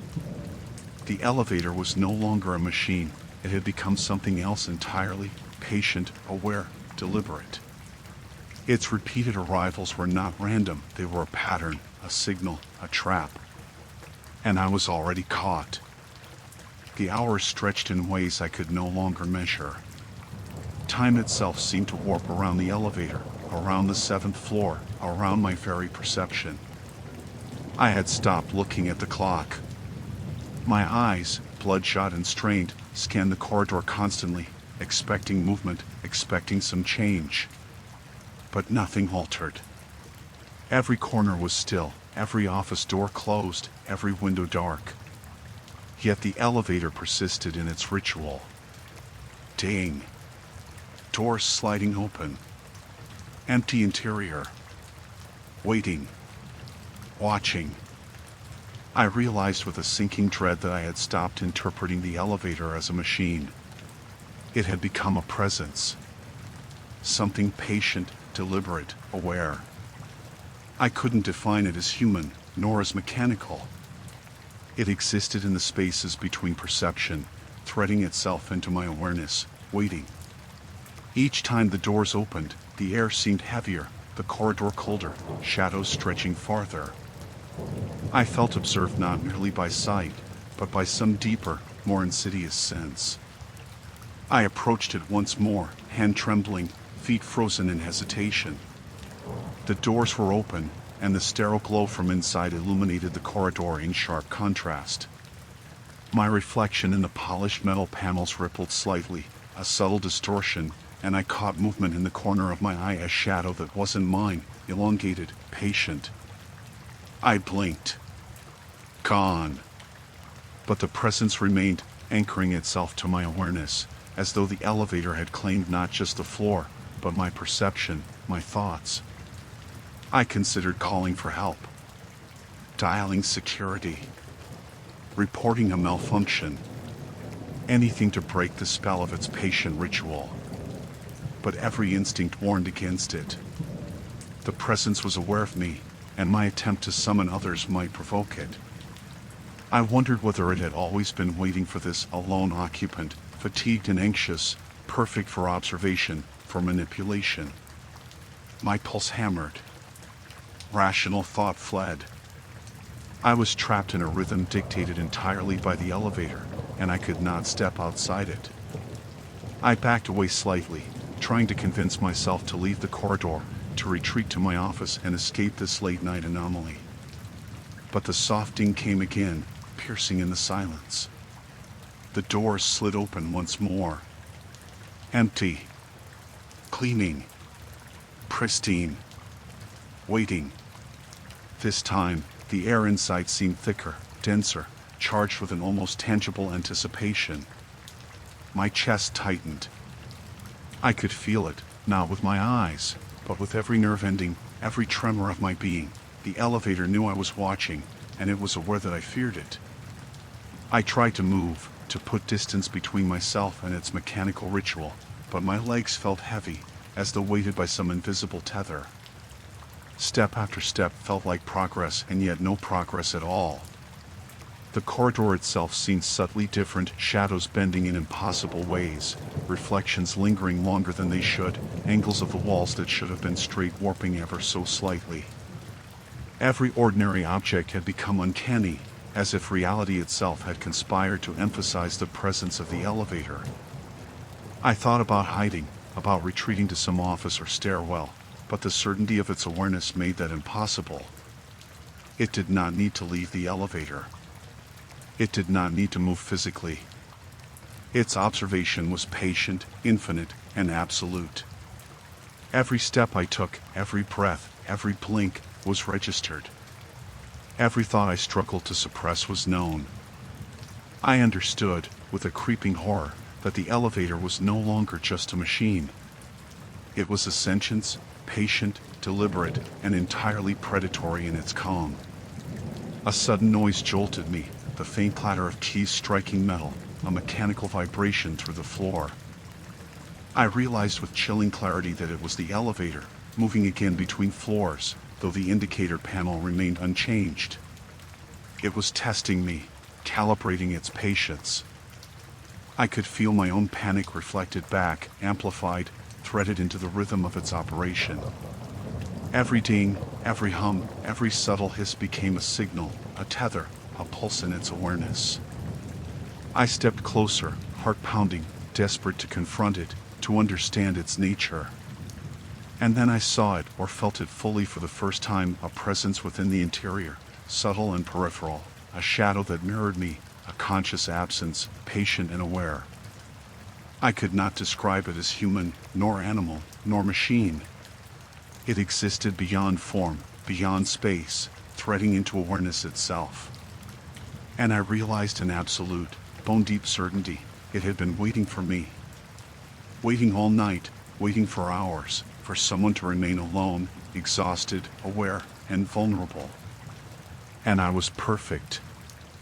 I had stopped moving in a rational sense. My office, the corridor, the entire 7th floor had become an extension of the elevator's will. I could feel it everywhere, in the polished metal doors, in the subtle hum of machinery, in the faint vibrations beneath my shoes. Each time the soft ding rang out, my chest constricted. The door slid open, perfectly empty, perfectly lit, and I could feel the air inside pressing against me, thick and expectant. It waited. It had been waiting all night, and I could no longer ignore it. I tried to force myself to think logically. Perhaps there was a maintenance issue. Perhaps the automation system was glitched, caught in a loop. But those rationalizations felt fragile, threadbare. The patterns were too precise, too deliberate, too patient. It did not move randomly. It did not tire. Every cycle, every soft ding, every metallic sigh of the doors sliding apart had an intention. And that intention was directed at me. I was no longer a worker alone in a building. I was prey, observed, tested, measured. My legs were shaking as I approached the elevator again. The air seemed heavier the closer I got, charged with an almost physical tension. I peered inside. Empty. Gleaming metal walls, harsh lighting, the faint smell of polished steel. I stepped back. The soft click of the call button beneath my fingertips startled me. I tried to leave the corridor, tried to retreat to the safety of my office, but a subtle force, almost imperceptible, anchored me in place. My own awareness was no longer my own. It had been claimed, threaded into the rhythm of the elevator. The building itself had changed. Shadows no longer fell in ordinary ways. Light flickered irregularly, revealing angles that should not exist. Reflections in the glass of office windows and the metal elevator doors distorted subtly, suggesting shapes that were not there. And I could feel it everywhere, inside me, outside me, threading into my thoughts, observing, patient, deliberate. The elevator was no longer a mechanism, it was a sentience, and I had become the subject of its attention. I forced myself to speak aloud, trembling. "Who's there? Show yourself." My voice echoed unnaturally in the empty corridor. The elevator dinged softly, doors sliding open in answer. The interior remained empty. I took a cautious step closer. Then I saw a distortion in the reflection of the elevator wall, subtle, a shadow that mimicked me, mirrored my posture, but moved independently. I blinked, heart racing. It was patient. It had always been there, waiting for me to notice it fully, to acknowledge the inevitability. I realized with cold clarity that escape was no longer an option. The elevator did not need to pursue me physically. It was everywhere in my perception, threaded into every movement, every blink, every hesitant breath. The 7th floor, the corridor, the office, even the reflections in windows had become instruments of its observation. My mind, fatigued and fraying, could not disentangle itself from the pattern. I understood then that this presence, whatever it was, had transcended the ordinary, becoming something wholly inescapable. I tried to flee. I ran down the corridor, past my office, past the empty desks and darkened cubicles, toward the stairwell. My footsteps echoed unnaturally against the walls, the sound amplified, distorted. The elevator dinged again. I froze. The door slid open as I watched from the stairwell entrance, empty as always, but somehow I felt it watching even as I turned my back. My flight had no meaning. The presence existed outside ordinary measures of space or time. It was patient, eternal, absolute. I stumbled to the landing, chest heaving, mind breaking under the weight of awareness. Every reflection in the stairwell walls, every shadow in the corners, every imperceptible flicker of movement carried its gaze. I realized I was trapped, not by walls or doors, but by observation itself. I could not move without it registering, could not breathe without it knowing, could not think without it threading into my thoughts. The elevator's purpose was complete. It had ensnared me in my own awareness, and I could do nothing to resist. I sank against the stairwell railing, trembling, heart hammering, trying to convince myself I had imagined it, that exhaustion had warped perception. But rationality was a fragile illusion now. The soft ding sounded again, this time faintly, somewhere below, or perhaps within me. The door slid open with that familiar metallic sigh, and I understood the full scope of the horror. It had claimed me, fully, irreversibly. I was no longer alone. I was observed. Always. Patiently. Eternally. I had stopped fighting. The realization had settled into me like a stone in water. The elevator did not need to chase. It did not need to tire. Its observation was absolute, patient, and eternal. Every instinct I had once relied on, reason, logic, fear, was useless. I was trapped in its rhythm, bound to the 7th floor in every reflection, every polished surface, every metallic echo that carried its silent, unblinking gaze. I understood finally that the building, the elevators, the corridors, they were no longer inert matter.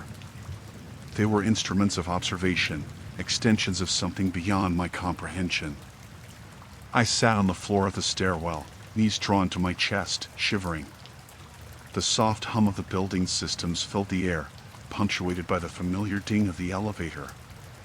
The doors opened and closed repeatedly, a mechanical heartbeat that synchronized perfectly with my own panic. I could feel it threading into my thoughts, knowing every tremor, every quickened pulse, every thought of escape. My reflection in the stairwell window warped subtly, elongated unnaturally, and I realized with crushing certainty that it had followed me here, threaded through my perception itself. I tried to move. Each step toward the elevator or the office felt heavier, as though some invisible weight pressed against me. The soft metallic sigh of the doors opening, always empty, always lit, always waiting, was a rhythm I could no longer ignore. I understood now that it had never been about the elevator itself. It had been about me. My awareness, my attention, my mind. It had waited patiently for me to remain, exhausted, alone, vulnerable. It had studied the rhythm of my fear, the cadence of my hesitation, until it had become a part of me. I whispered my own name aloud, a feeble attempt at anchoring myself to the ordinary world.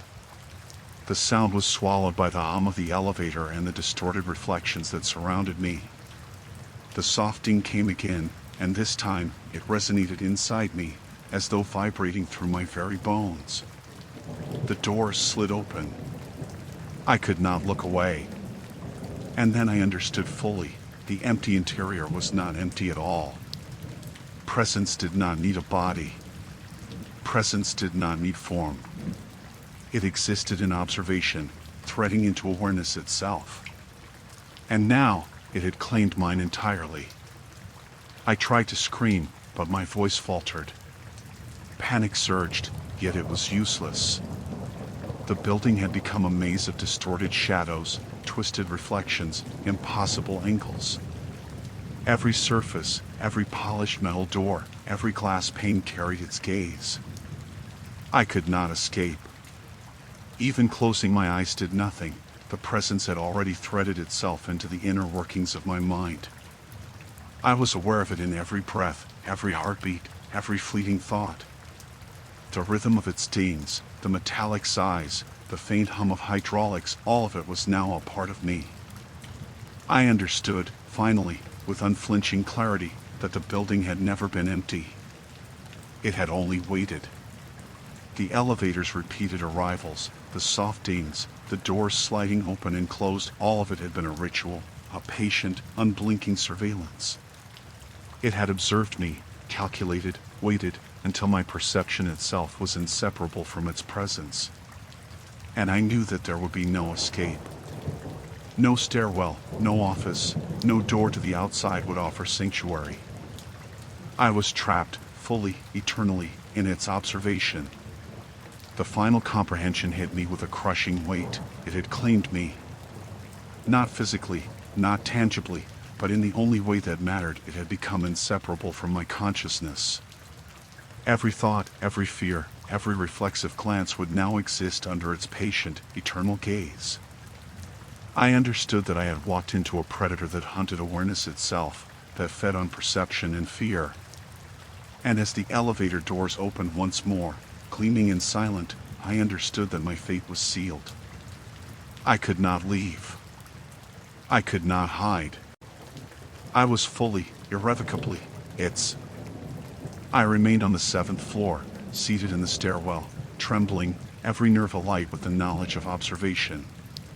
The elevator dinged again, doors sliding apart with that familiar sigh. I knew now that it would never stop. I could not stop it. It existed in the rhythm of my awareness, in the curvature of shadows, in the reflections of metal and glass. And I knew with absolute certainty that the night would never end, the building would never empty, and I would remain here, watched, forever tethered to the patient, eternal presence that had claimed me entirely.